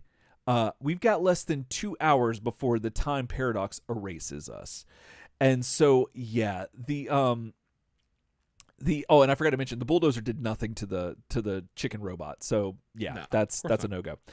But they do that, and as this is happening, they say that they're about to get squashed again, and Raphael says that they need to they have about 2 seconds before they get turned into the cream machine instead of the green machine. Just a moment of silence. Yeah, just I said a moment of silence. Thank you. Back at the power plant. Machine. Never forget. Dregg is shooting lasers out of his eyes, Ryan. And this is what I was talking about earlier. Like, so you see, Shredder is hiding. They're hiding behind this thing. Dregg starts shooting kind of whatever this thing is. And at first I was like, why is his eyes, why is his aim off? Like, even his gun is shooting that. And then as the scene progressed, I think that what he was shooting at was the actual turtles that are also hiding behind that thing. So Shredder and Krang are over here. I don't know if you can see with my mouse over here. They're hiding behind that. Like Cyclops. It's a little of that Cyclops joke, right? Where it's like, how could Cyclops ever miss? Because he's just shooting at what he's looking at. Right. That's true. Yeah, exactly. You literally can't miss that. That was the whole joke. When we see Cyclops would miss in the comics, you're like, how? How? Yeah, exactly. I love that. So this is happening. So this is just all out fighting, and it's all because of this chip, and they're trying to get that chip. So now we see the turtles taking cover, like we said. Either way, though, Donny T makes a run for the computer, and while Krang runs into fire in an attempt to procure the chip, Dregg just steps right in front of Krang. Just almost squashing him, turning him into the Krang machine. Or that doesn't work the same. Oh, the cream, the cream Krang. Just which shows you the scale of Dregg. I love this because we knew Dregg was tall, but this is pretty daunting. Creamed Krang. Cream of Krang. Call that. There you go. Like cream, kind of like creamed corn. Right. But creamed Krang. And so that's the name of that. So then Dregg takes Krang captive as Shredder tries to come and rescue his friend. And he's like, if you move, and I think from this scene he's using the blasters on his gauntlet, I guess, at this point, instead of his eyes or his gun, because Dregg has just so many weapons he can choose from. And so that gives Shredder some pause. Does understandably so. And so Donny T is then seen doing machines, and he is caught as well. So at this point, everyone is, everything stops because Dregg's won the day pretty much. And so he instructs that he instructs Mung to get everything going, that put the chip in the machinery, and they're going to his invasion is no longer necessary. The invasion force, they don't need that. Don't worry about that. That thing that took 15 hours, you don't need it. Because now I can just put the sun anywhere on Earth and just I won. Game over, game. You know what I'm saying? Yeah, game over. Yep. And this was interesting, and I kind of got to give them some credit for this, because it did the animated series kind of thing that where they make you well, this is what I thought they were going to do. I thought they were going to do the thing where right before the commercial, they show like the knife is like coming down on like the hero, and like he's like a little bit of blood's there or something. And, but then it comes back and then you see the knife going down, but it's like, oh, he stops it just in time or whatever. Like I thought they were doing that thing. Yeah. Yeah. But no, they dead ass like transport sunspots to the earth. It like happens. Yeah, it's not like it is not. And so when they come back, I was like, oh, that didn't actually happen, right? And then no, like everyone's looking at it like, and then I'm like, okay, this is gonna be a dream. Nope, they're still looking at it. And New York City's burning. Thank you. Yeah, like atomized. That's insane. And I was like, oh my goodness. I don't know. I don't want to oversell it. I was surprised. I was kind of surprised too. I was kind of like, damn, Dregg Cold-Blooded did that? Yeah. I'm like, damn. All right. Yeah, I'm here for it. I'm here for it. Let's see where it goes. Then like, and everyone reacts. They're like, oh my God. Like Dregg is just like, yeah, another one of your cities has just been annihilated. And like even Krang, wacko Dregg, and I love that. Have you gone wacko Dregg from Carter? Yeah. And Dregg is like, what are you talking about? I've been. This is the plan. Yeah, this is what I was going to do. I'm actually competent and set out to do this. And then Krang's even like, you're insane. You're mad. I love that Krang is really upset. Yeah, Krang's like, dude, not even I'm this dastardly. Even though weirdly, it was Dregg's Krang mind that gave him the idea to transport the sun into the city in the first place. That's true, which this seemingly like this could be a case of the dog that caught the car with Krang. That might could be an actual character change. I like that. Like a moment. Mm-hmm. Because Krang always talked about this kind of dark shit, but like he never did it. Right. And he sees it and he's like, no, that's awful actually. Yeah. Yeah. Like, I'm not willing to do that. And I love this. I love that. I do like that actually. I do like that Krang is like freaked out by that. The other argument you could make, or not really argument, but another thing you could say is that maybe the thing that Dregg took from Krang was his more maniacal side, the side that's more genocidal and stuff. That could have been that part of his personality. And I like that too, but I actually really kind of like your idea better because it's still him. It's not like a facsimile of him. It's actually like, oh, you're watching the manifestation of your own desires before your eyes, and you are still like, this wakes you up and makes you realize that like this is this is him looking the whole like. This is him listening to Brooks and Dunn, you know what I'm saying? That Brand New Man. Like that's him. He saw the light of the sun in New York and You tell me that shit went I saw that kick. Right, yeah. Man, Brand New Man is like the best country song ever because it just starts, dude. Oh yeah. Like there is no like burn there's none of that crap. It is just like it is kick snare full Brooks and Dunn now. Yeah. Right. The whole 8. Singing the chorus as intense as they ever sing it in the beginning. Yeah. You know what I'm saying? It's so good. Also, this kind of reminds me a little bit of the whole like Oppenheimer quote, like the "Now I am become death" story he tells, right? Yeah. Because it's like, you know, some laughed, some cried, some said nothing, right? Right. Like, you know, talking about the reaction from all the people that actually worked on the Manhattan Project when thinking that it was actually deployed and killed people. Yeah. This is a little bit like that. This is like a little bit of like "Now I am become death" for Krang a little bit, where he's like, shit, like I guess that was in my playbook. Right. But now that I see this on the screen, man, that's not actually me, bro. I don't like it. Like, that's not me. I love this. I'm reminded of the story, you know. Yeah. Now I am become death. You know what I'm saying? I'm you know, when Shiva takes her, you know, multi-armed form. You know what I'm saying? Exactly. I mean, not about it. And Oppenheimer just sits there. Yeah. Oppenheimer just looks at you. Do you want? You don't want Oppenheimer to look at you. No, you don't want to make eye contact. No.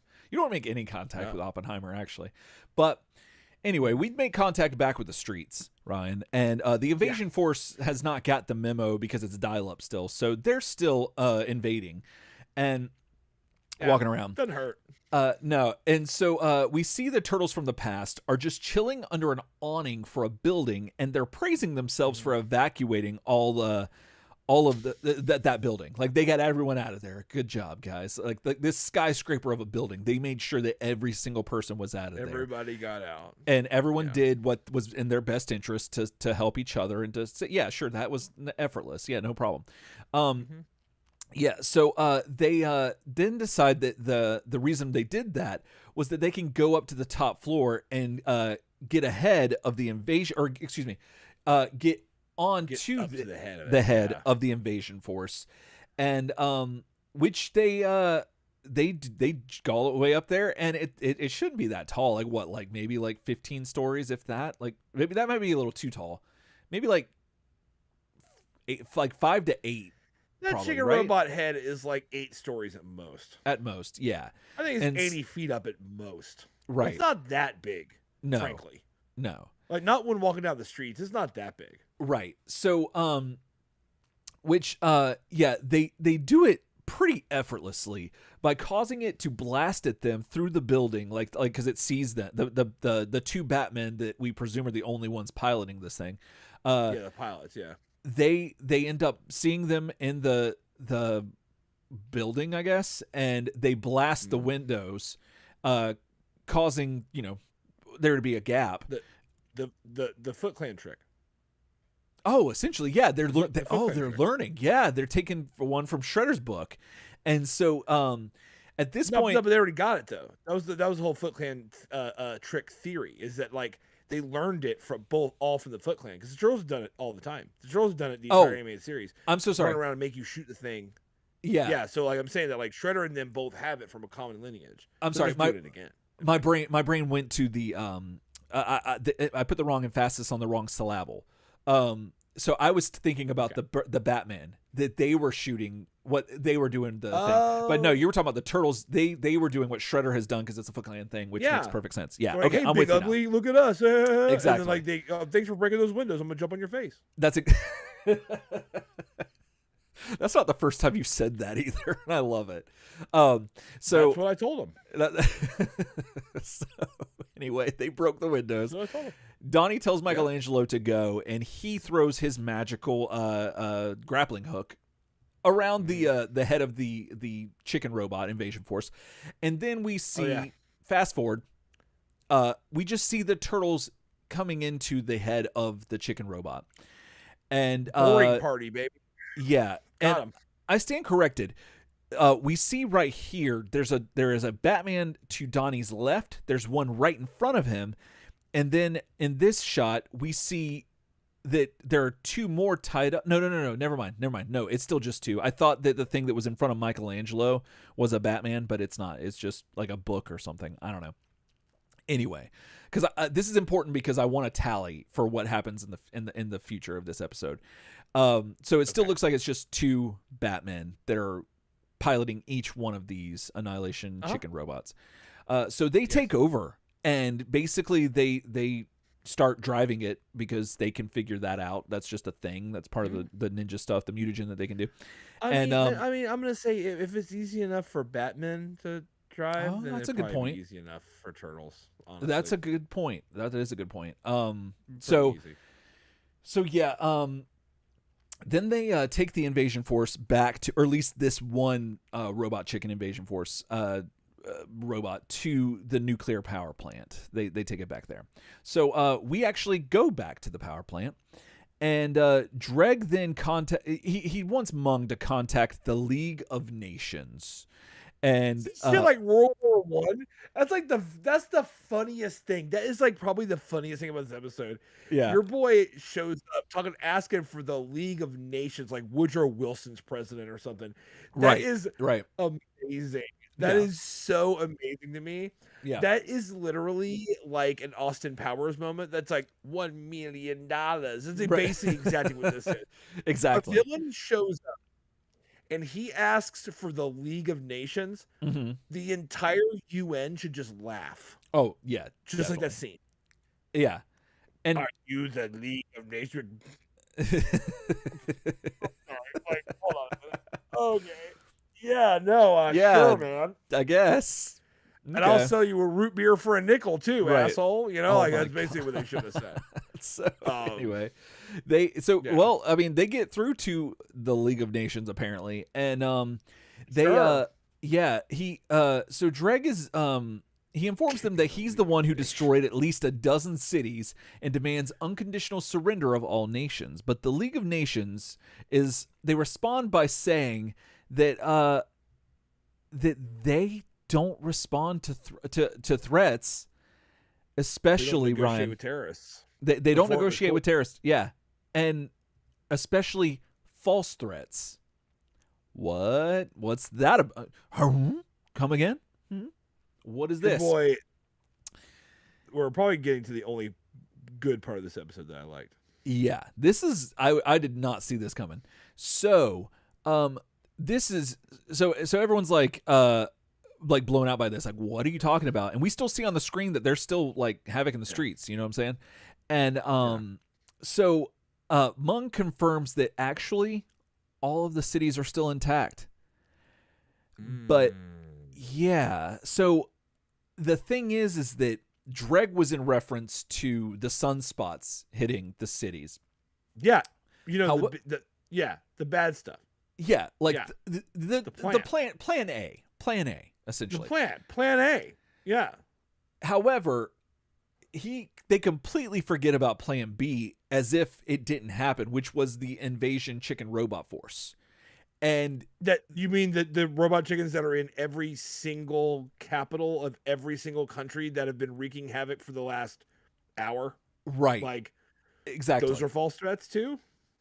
Right. Like you mean the League of Nations? I don't like that part, but I do like the overall thing that's about to happen though. I do too. But the League of Nations is not concerned with this at all, to where they're like, hey, did y'all send these robot chicken things? Buddy, no, did you send these robot chicken things? The League of Nations is worried about a polio outbreak. Oh, it's okay. From the past. Right. So they're like, man, that polio and smallpox suck. Like, there's like yellow fever. Like, I'm about to spray my kids with DDT. Right. Like, I mean, that's the kind of stuff they're worried about. They're not worried about robot chickens right now. Right. They're not at all. They're not. And so they're worried about being in an iron lung the rest of your life. And in all honesty, that's what they're worried about. I don't know why Dregg, well, let's break this down just a minute. So you have Mung, who spent time in Dimension X with Shredder and Krang, and he heard stories. He was regaled with stories about how Shredder and Krang fought the Turtles. Undoubtedly, they would have had to have mentioned all of the times that they had let's get this highly desirable technology showcase piece of whatever the case may be, and of course make a big machine out of it, or use it to power a giant machine, and that'll take care of the Turtles. And it didn't happen. Why would Mung and Dregg therefore sign off on, let's use giant robots to take care of do our business for us and hopefully deal with our main antagonist, the Turtles, when time has proven that Turtles make things say Krang better than any other superhero ever. So why would this be a thing? And so I think that this is where things kind of shake apart. And I'm sorry I'm being a stickler on it. It's just that there was so much emphasis on those things, and now they're just kind of whatever. Anyway, the thing that I loved so much about this is that the plan A, back to plan A, the sunspots, it wasn't real. How is this a false threat? And turns out that, Donny T chimes in with the explanation that he basically bypassed the control to work with the computer's virtual reality chip. So the virtual reality simulator, otherwise known as simulator. Yeah. So they used to originally plan out what would happen, were you to take a teeny little bit of the sun and put it in the city? Right. Yeah, man. There's we're just gonna have all your screens do that. Yeah, and it's gonna be simulator. It totally worked, and I really liked that. Yeah, I thought I liked that, and I also thought it was really cool that this is also a bit of a callback to the episode where they're trying to cure Mikey of the hypermutation. Right. And he hyper transforms into the even bigger guy, and it's really bad, but then you find out it's a simulation. Mm-hmm. I actually think this is like a really cool callback to that. I do too. Like, we faked you out twice with the simulation, which I think is cool. Yeah. I like that. Yeah, and it's a meta thing essentially, like because it got like cool. That's what you're saying. It got us, and yeah, I love how smug Donatello is about it too, which is great and deservedly so. Then Dregg goes to blast the turtles, and then the past turtles show up Kool-Aid Man style, bursting through another wall, which the wall budget for this season was like, they threw everything at it. They're like, we don't care, just wreck all the walls. This is the last season. When you've got Savage Dragon Big Bird running around, when you got Savage Dragon Big Bird, man, like, hate to tell you, but like, it's just all the walls. Right. It's just gonna be every single wall you got. Exactly. And so everyone. So let's see. So they brush through, and then Dregg narrowly misses their attempt at squashing him, which feels like so if the turtles had actually squashed Dregg, and this is going to be something I'm going to keep talking about the rest of this episode. If the turtles had actually physically murdered somebody, I guess you could argue maybe self-defense, but like if it was just like if they cream machine Dregg, you know what I'm saying? What would they do? Like, would they just be like cowabunga and like high five and be like, da na na na na na, and then the credits roll? Like, oh no. If these turtles actually killed someone, they would Leo, Mikey, and Raph would be severely mentally damaged, like almost to the point of like maybe not even being the TMNT anymore. Right. Donny, though, I think you'd see would kind of like weirdly adapt well to it, because Donny has killed or at least mind killed several people. Over the course of the series. Yes. He sent that one guy who was made of pure energy, just shot him out, his entire being and consciousness out into space. Yep. They took Baxter Stockman, and they put him in Dimension X by himself. Yeah. Donny did that too. He's like, how about you go to another dimension and never come back? Yeah. So Donny has signed death warrants on a lot of people. The other turtles, they'd be kind of wrecked. So I think that I think that's how it'd shake if they smash Dregg. Yeah. Donny'd be like, okay, cool. Well, right. Hey, we need to get you guys back to the past. Yeah. And the other turtles would be like sobbing, basically. Right. And that'd be how that would shake out. Yeah. But they're pretty adamant about trying to do this. Like it doesn't seem like a fake thing. They're like, Leo even says right here, let's drop that rat, which seems like odd phrasing for someone whose dad is an actual rat. Yeah, that's like using a racial slur when like your like parents are that race. Yeah, like, I can see that. Like, I'm not saying that like ignorant ass people don't do it, right? But people around you go like, did he just use that word? Isn't his mom like that? That I can see that. Well, they miss Dregg. Dregg just dives out of the way, and then he runs and gets the canister that has all the microbots. Which I'm assuming that canister recharges them or something, because why are they always in there? I just have them out all the time doing stuff. They get kind of everywhere. They do. They get underfoot. That's true. Well, here they actually the recharge thing though, kind of like Bluetooth headphones. Like I like to like put them back in their case and charge them. I like like Dregg gets the canister and like keeps flipping the. That's my headcanon. I'm going with that. He keeps flipping the lid up to hear the click and like shutting it. Yeah, like those AirPods. Oh God, that's all I do with mine. Oh, me too. I did for first like 15 hours. I had mine. I did that and just click. So but speaking of how they get underfoot, they literally get underfoot of the robot chicken and they dismantle this thing. Which I love this. I think this is amazing that you literally see screws and stuff fall out of this thing. Eventually, the turtles fall out of it as well, and they're relatively unharmed. And then Dregg's Krang head shows up, And he says, because Dregg is still mystified and wonders how his brain energy is like faulty. Like he's like, what's going on? Like, there's 4 turtles? Like apparently, like he missed this. Like he did not see. There's 8 turtles. I'm sorry. He's like, did I cause myself actual brain damage? I think that's what he's saying. Like when I did this thing with the Krang brains. Yeah. Did I actually mess things up? Because and there's probably a really good case for the fact that he did actually. Oh, definitely. Because he's not perceiving things right. He's not, he didn't see Shredder underneath the table. He didn't see Shredder also bamboozle him on the chip thing. Right. I don't know. And now he's seeing 8 turtles.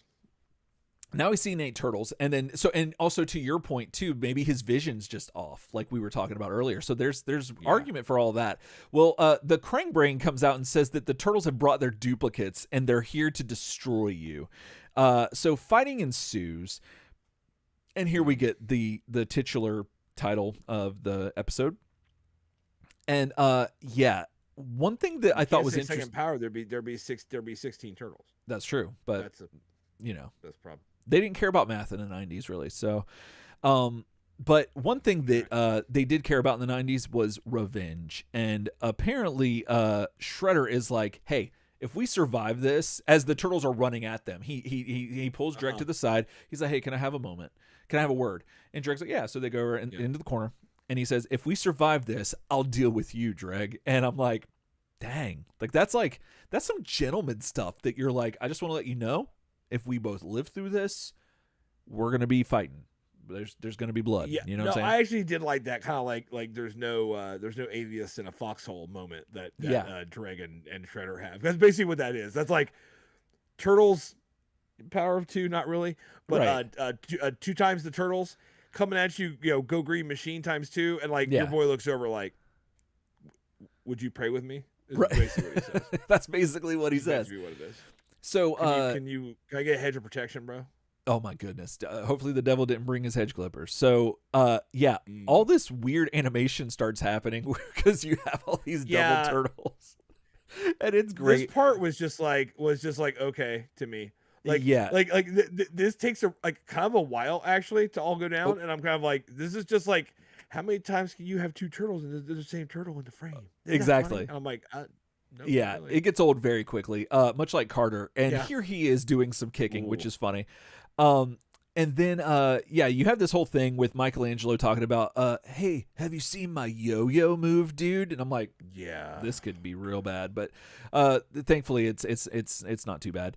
At this point, let's see. So they they both see my wristwatch move, dude. Right.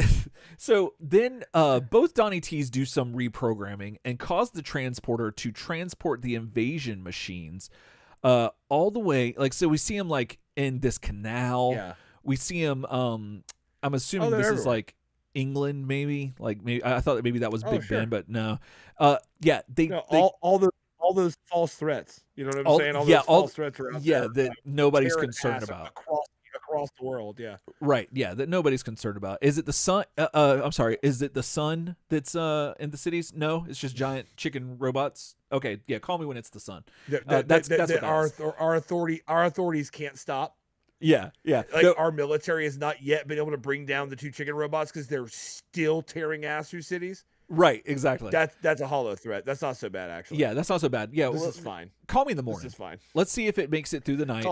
Call me in 15 hours. You know what? Actually. Yeah, you know what? Like, we're willing to deal with this pressure. Yeah, we can hack this out. So we can rally around this. This is fine. Apparently, 9/11 in every major capital all the time.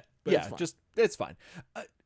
You know what? Actually, I don't think though. Like, we make the joke, we've said all that, but honestly, the whole time, like because I think I kind of skipped past it.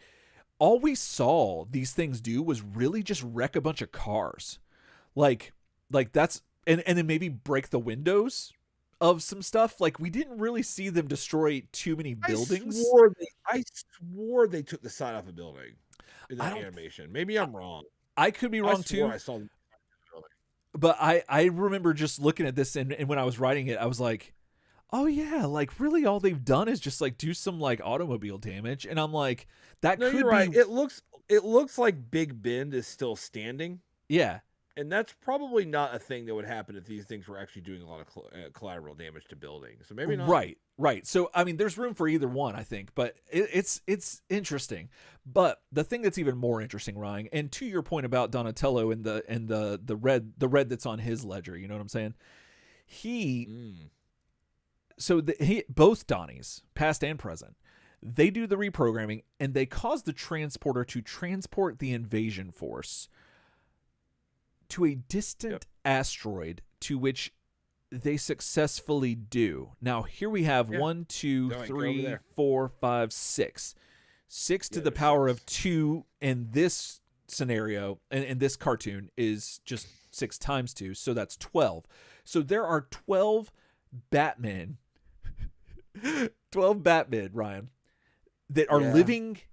Despite being a little dim-witted, 36 Batman, but it's fine. Don't worry about it. Right, and that was probably Donatello's logic. He's like, man, 36, I don't know if I could do, but like 12, I can sleep tonight. You know what I'm saying?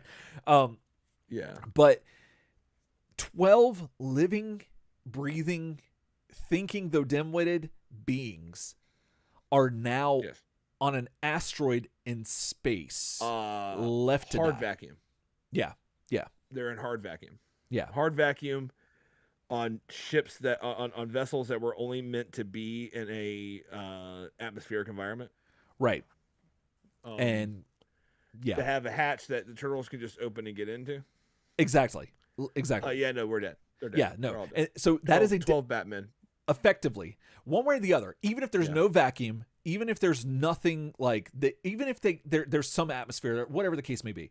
They are on an asteroid with no way of getting off of it, and there's no food there for them, presumably. Do you see an asteroid, or do you see an atmosphere? No, not at all. If it is, they're way bigger than I see the cold stars. You know what I'm saying? Yeah, that's hard vacuum. You're done. Thank you. So bye. My point though is that Donnie did not care one way or the other, and that was another death sentence, right? So no, you know what I when I said that earlier, I didn't wrap around and remember he did this. Yes, no, that is another death sentence. That's 12 death sentences. Yeah, right on Donnie. It's all good. Yeah, we might have Grim Reaper of this shit. He's a Grim Reaper, bro. Like that stick shift's not a bow staff, but it is that bow staff is a scythe. You know what I'm saying? And for whom the bell tolls, he's coming for you. Like that's got to be that. We might have to do like at the end of the season, we might have to get like the death tally of all the turtles and see like what who had like the most deaths. But I think Donnie definitely does. That would take like that's something we should have installed early. We should have. That should have been like episode 1. We started to keep the death tally because it's. I know for a flat fact that Donnie has the most blood in his hands. Has to because hands I don't down. remember any other turtle doing this to anyone else, but I remember Donnie clearly killing multiple people. Yeah. Or if not killing them, a fate worse than death. Yeah. Because when he shot Energy Boy out. Yeah. That's actually worse than death because he doesn't have a corporeal body. He can't die of starvation or thirst. Right. So he's just left. It's eternity flying through space. Yeah. Yeah. So that's some dark stuff. So it's dark. One way or the other, we go back to the villain of this series. And Dregg, and he is pissed. Like he is livid. Yeah. And eye blasting. Yeah, he's just eye blasting like all kinds of stuff. Eye blast. And I let's see, where are we at? So I'm trying to find the picture of like where he starts like eye blasting. But he like there's all this stuff. So Carter mutates into Big Bird, Savage Dragon, Colossus, and kind of just like tussles with Dregg. Like they don't really fight. This is what he does with Dregg. This is what him and Dregg do. They've gone hand to hand a bunch of times. Yeah, and it is they grab each other's shoulders and spin around like it's like it's prom. Yeah, exactly. Like that's how they fight. Yes. Yeah. They fight like that. Yeah, and it's very oddly erotic and strange and just like emotional, and there's definitely a connection there. I feel like, and because I think Carter's like spikes in his back are actually bigger than they normally are. But anyway, he's 6 to midnight. He definitely is. But he's got to leave a little bit of room for JC. He has to. You have to. You got to leave a little bit of room. So chaperones are there. Again, somebody who doesn't leave any room is Donny T. So Donny T then grabs Mung, which this is another sticking point for me. Throughout Mung's appearances here, anytime that the myriad of ninjas that we have in this series are fighting against him, they never fight him. They just grab him and they hold him. I'm thinking that like he might have well, he's a snivelly little guy, man. Like he's a snivelly I can see that guy. You don't really want to hit. It's like you wouldn't hit a guy with glasses, that kind of thing, maybe. That like no, he looks like he would just be no fun to punch. No fun to punch. You know what I mean? Like, it seems like he'd be no fun to punch. No, he seems you're like absolutely right. You're absolutely right. So like you hit him in the mouth. Because he's got that like dumb like gullet beak frog thing going on, and you punch him in it, and like it's soft, so there's not like a satisfying like smack. It's like more like a soft like crunch, kind of like a punch a wet pillow, and then like Mung would be like, ow, ow, punch a wet pillow, Dregg, ow. That's what he'd do, and then you'd be like, well, like. You're not gonna fight back, man. And then he go, yeah, well, and he like do his little steel shell, which he only did one time. Oh yeah, I'm a little disappointed that Mung's only done that one time. Yeah. But he does his little steel shell like fortune cookie thing around himself. Right. And then like what sucks is like he's peering over the top and he's like, you think you're bad now? You think you, and you like punch him on the top of the head and he's like, and you're like, this sucks. Like I think beating up Mung would be like that time. Like I think we've all had that kid like in school that talked a lot of trash. Yeah. A lot of trash. Yeah. And I don't care where you are on the like the social pecking order. There's a kid that just talked a bunch of trash that you hit one time or you shoved one time. Right. And it turns out, especially for me, because I was just not a nonviolent person, when I did that, it turns out he just wasn't actually, it wasn't gratifying. Oh, yeah. Oh, absolutely. There was this guy, I almost said his name, but I think he still lives around here. He used to constantly just talk trash. Mm-hmm. It's all he did. I was convinced at one point, because this went on for years. Yeah. I was convinced at one point this was like some sad like I hate myself and I want people to hit me thing. Oh yeah. Or something. Because he would just talk so much trash and he couldn't back any of it up. And he'd get you so deep eventually. Like he'd start talking to you like whatever, dude. Like you wouldn't even like talk to him. And he'd be getting on like your mom, and he'd be getting on like your family, and he'd be getting on whatever, and he would like pressure cook you. And I used to walk over to this guy and be like, dude, shut up. And he'd be like, yeah, well, your mom does it. And I'd shove him on the ground. Yeah. And he'd just be down there like, I was like, yeah.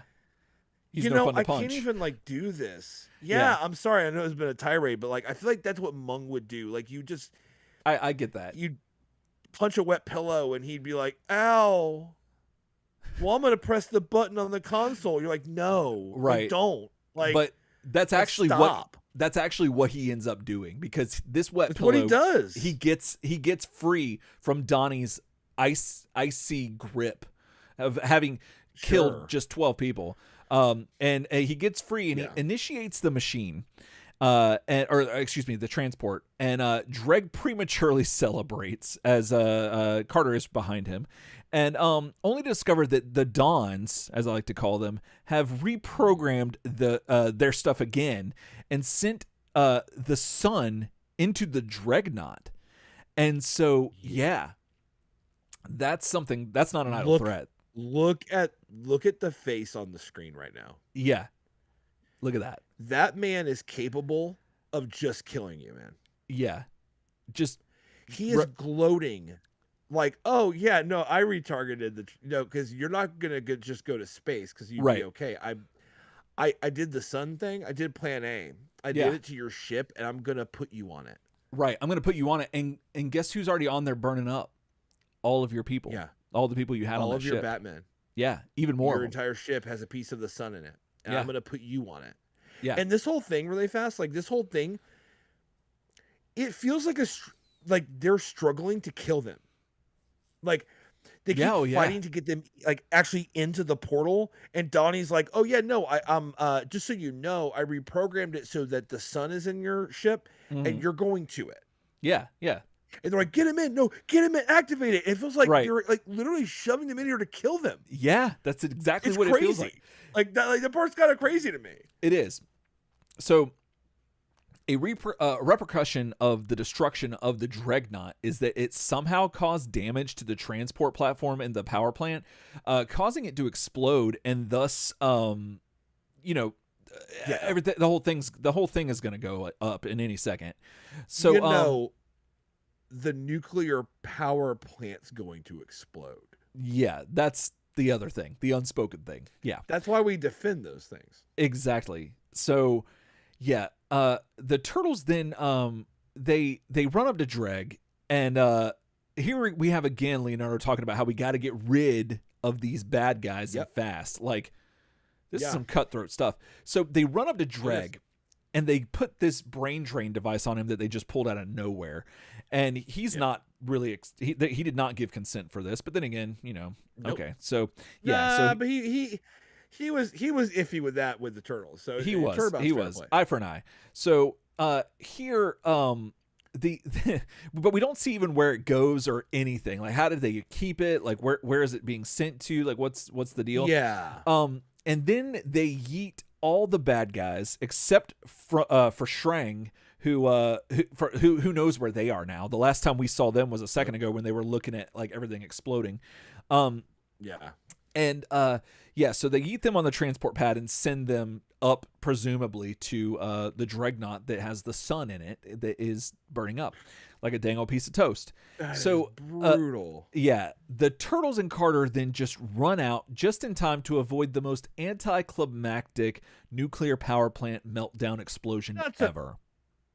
You can't even play by the rules of being in a nuclear power plant. Yeah, no, they're not playing.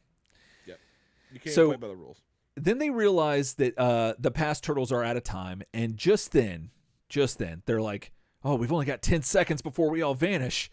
Just then, Hot Rod in April pulls up with Landor and Merrick in her hot sports car, and without a second to spare, no time to explain, and no time to explain. They're here to put them back where they belong. You know what I'm saying? And so they pull out their weird little ball, that like technology ball that instantly transports them back to the future, or the past, I should say. And that's like that was very just over and done. Like just there you go. So fixed it. Yep. So but the turtles are like, "Oh, we couldn't say goodbye to ourselves." You know what I'm saying? But like they're kind of lamenting that they didn't have that time, even though they had 15 hours to do all that. But Michelangelo starts talking to himself and says, "Hasta la vista, Michelangelo," which I was like, I get it. Okay, you need to make that joke. But and then then this is a part which I think we speak for a lot of people. And this is absolutely bewildering. This is something that I don't know. I'm kind of like nervous to like take full to take it in and take it. I'm afraid of it. I'm afraid it's a false threat, Ryan. I'm afraid they're using the virtual reality simulator on me here. You think it's a false threat? I think this might be a false threat. I feel like I'm the League of Nations here in this moment because jokes are made. All this stuff's happening about like to say goodbye to each other. Then Carter takes this opportunity to announce his departure, going back to school and find a cure for his mutation. However, well, I guess I'm going back to school, and I'm like, go. Yeah, we're good. Like, go. But then go to school. But the thing is that he'd still be here until Merrick chimes in, and this is the thing that you're always hoping for. That you're like, oh, I hope something happens. Yeah. And then, thankfully, by the grace of God, Merrick, which I'm pretty sure this is Merrick. I always get Landor and Merrick mixed up. They come in saying, "Come with us to the future, Carter." And I'm like, "Yes, Carter, go with them to the future. Get out of here." You're like, go, James. Oh yeah, go James. Just go. And just get on that bike and get out of here. So, yeah, this is so Carter's like, oh, the future. I've never thought of that, huh? Yeah, Carter. We know you've never thought about the future, Carter, because your life is just riddled with reasons of or problems because you didn't think of the future. Donatello seems like his brain just broke because his boyfriend's about to leave. And he's like, yeah. That sounds like a good idea, and you can tell that he does not want that to happen. What that sounds like. That sounds like he's like, who's gonna call me Donny T anymore? Yeah. So yeah, then so that happens, and they Carter just laughs, and then says, "Well, see you in the future, guys," and he goes with Landor and Merrick just like that. And then this is the scene. 20 years. Oh, yeah. 20 years in the future. Yeah, 20 years in the future. So then we're seen with this image. Like, this is the last shot of the episode, and it's the four turtles just left. It's Mike, Raph, Leo, and Don. They're just left with their mouths open, and they just blink. Pure Michael Pressman face is what you got right there. Yeah. That is pure Pikachu, Michael Pressman. Like, yeah. Oh, Michael Pressman. I forgot about that. Blown out. Yeah. Just blown out. Like, yeah. Like, I love it. And that's how this ends. Like, that's how it ends. That's the episode. Like, I love that. I love it so much. So Carter's, I mean, like, I guess I'll believe it when I see it about Carter being gone. Right. Yeah. But still feels like a false threat. The future, I was like, "What, Carter?"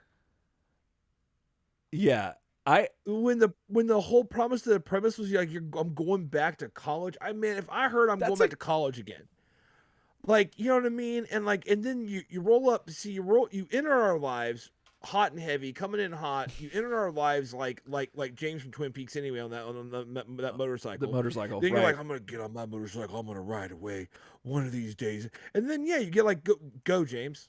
Yeah. So I'm like, well, go Carter, go. And he keeps going, I'm going. And he never goes. Yeah. So he's not one for goodbyes. Mm-mm. He's not one for like long goodbyes or any goodbyes. I guess he's one for Irish goodbyes. Just like just walk out the back door. Oh my goodness. He just don't care. Right.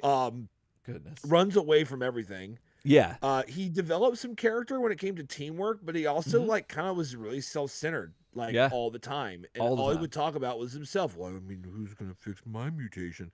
And Donnie's like, yeah, well, first of all, we developed a way for us to, cure ours because we all have the same genetics and there's 4 people that are affected. So we triaged 4 people ahead of 1 person. Mm. Not to mention, we're already mutants. Right. So we already have to deal with being a mutant, bro. Mm-hmm. And you're just a human that can go like buy a sandwich. Yeah. Unlike us. Yeah. So it's a bit of a matter of privilege as well. Like we're already mutants, but the difference is we turn into awful, shitty mutants. So we prioritize curing 4 people over curing just you. Right. Who occasionally turns into Savage Dragon Big Bird. Mm-hmm. Then when you threaten to go to college enough and we finally cure you, the minute you're cured, you start crying about how the mutation was all you ever wanted anyway. Right. Like you could ever control Savage Dragon Big Bird. You never had control of that. No. The Turtles were understood that when they were big, dumb, slow, bad mutant, they were like, I hate that. I can't use my weapon. I trip over like obvious pipes on the ground. All 4 of us. All 4 of us walk in a line, and all 4 of us trip on the same pipe because we're stupid. And our hands are too big. And we know this is awful. Mm-hmm. And Donny T's like, yeah, bro, I get a lens. Like, a lens appears grafted to my face, my man. I'm going to cure myself, bro. Now, don't get me wrong. You get Colossus arm, but, like, bro, there's not something grafted to your skin, my man. Right. Coming out of your face, Carter. Right. And Carter's like, well, I mean, I guess if no one's going to cure me. And then they're like, no, we'll cure you. And then he's like, well, I mean, no, I'm cured. Master Splinter. Like, I don't know. Like at the end of the day, and not to mention, I hate to say it, but like, I know I'm going on a rant here, but like, I'm about to be done. Carter's mutation's terrible. Like Savage Dragon Big Bird sucks. He's just a strong man. That's all it is. He has nothing else going for him.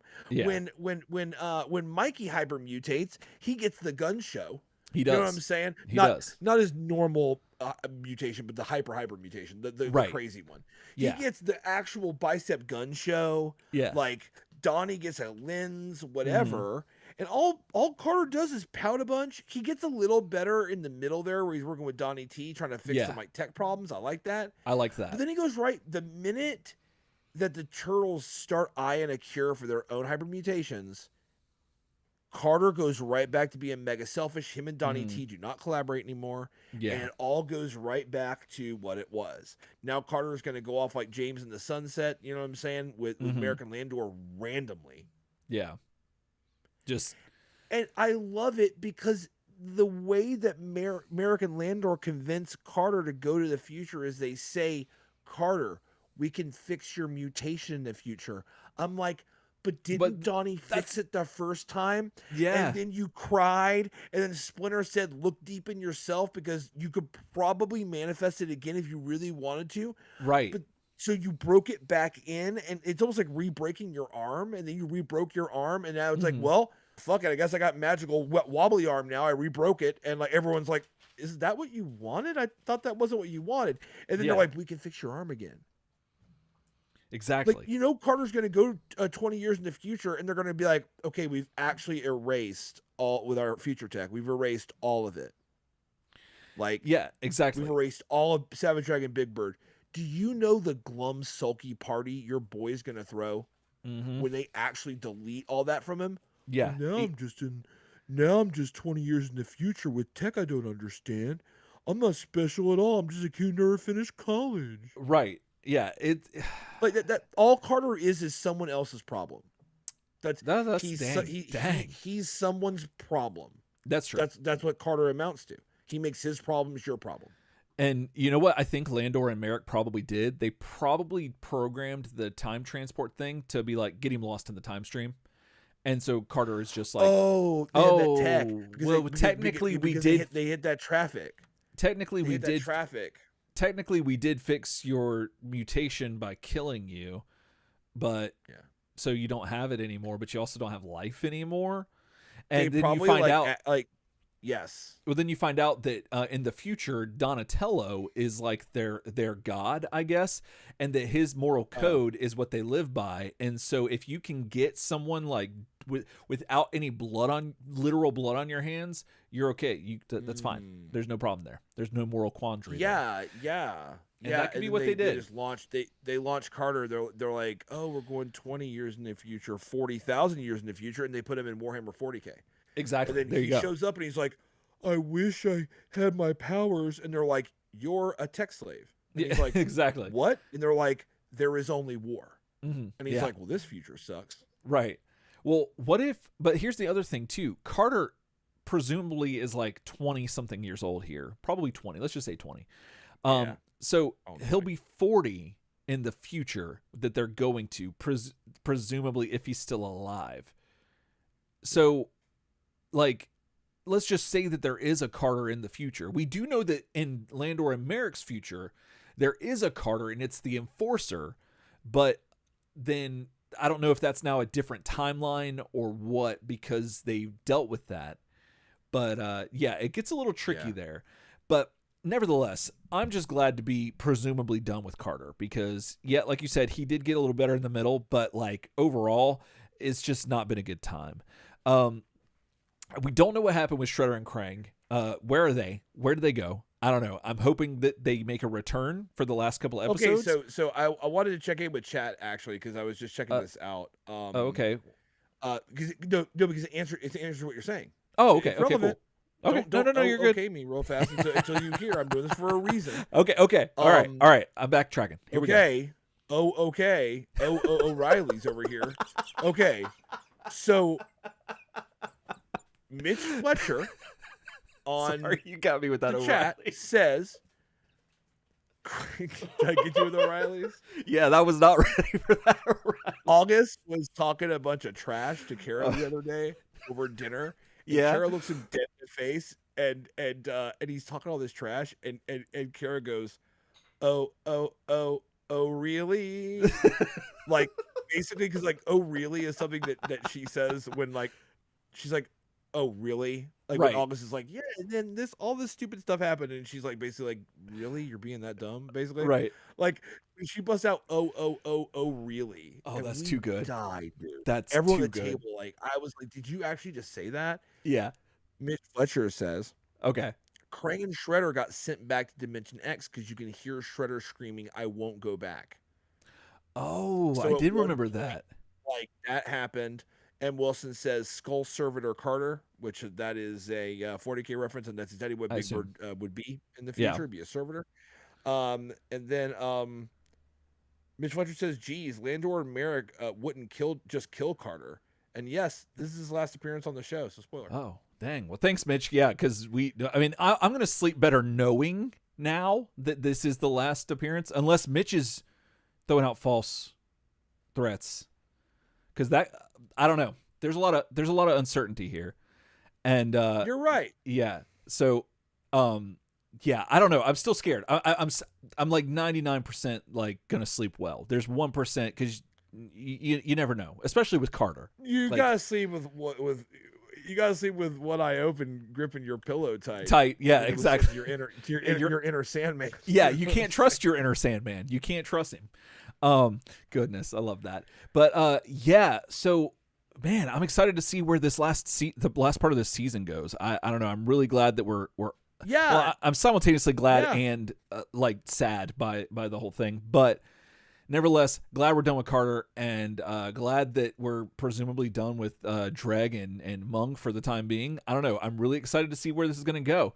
But yeah. So guys, let us know what you think about all this. Like, you can let us know, turtlesoupshow@gmail.com. Yeah. But like, are you a fan of the sun? Like, do you like the sun? Because it seems like Dregg liked the sun a lot and he was wanting to use it. So let us know. Like, what does what does Teenage Mutant Ninja Turtle gum taste like? Because they mentioned that if they get stepped on, they'd turn into that. I'm curious what you think that tastes like. Let's see. I got a couple other questions. Creamed Krang. Cream Krang. What does cream of Krang taste like? I want to know that. I got a couple other ones real quick. Do you have a yo-yo move? Like, if you do, please send us a video of that, because I know that Ryan, old dad, he's definitely got some yo-yo moves. I got some yo-yo moves, bro. It's Duncan or go home. Are you just reading the ticker? No, I've got a couple of things on here, but that was pretty much it. All the ticker questions. That was pretty much it. Yeah, I was trying to reiterate that. Yeah. So I was trying something new. I was trying to run it. You've been on the whole episode. But, I was trying. Well, some people are podcast listeners. They don't know that, and so they don't watch the YouTube. So I was trying to include everybody. For the you know what I'm saying? Impaired. Precisely for those like Dregg, the vision, have vision issues. Oh so, no, Dregg's about as blind as me without my contacts. He's about as blind as a Batman that's dead out in the space because of Donatello. So. Did I get you? Oh, sorry. I was taking a sip. Sorry. It was when you said dead. It was when you said dead out in the space. Yeah, I figured that out. Oh, goodness. Oh, that's like 12 Batmen dead out in the space. I lost it. I'm so glad that had the potential to go down the wrong tube. That whole mouthful of tea went like, I'm gonna go in your bronchial tube, and I was like, don't, and it just didn't do it. Oh man. Oh my god. I didn't mean to almost kill you. Yes, that is right where they are. Goodness. Well, well, let us know. turtlesoupshow@gmail.com. What you think, guys. Yeah. Yes. You can also find us home of the internet, turtlesoupshow.com, and then here on YouTube. Like, subscribe, comment below.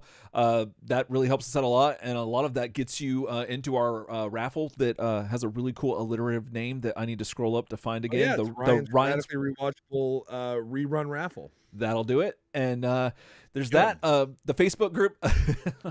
Jordy LaForge in it. There I am.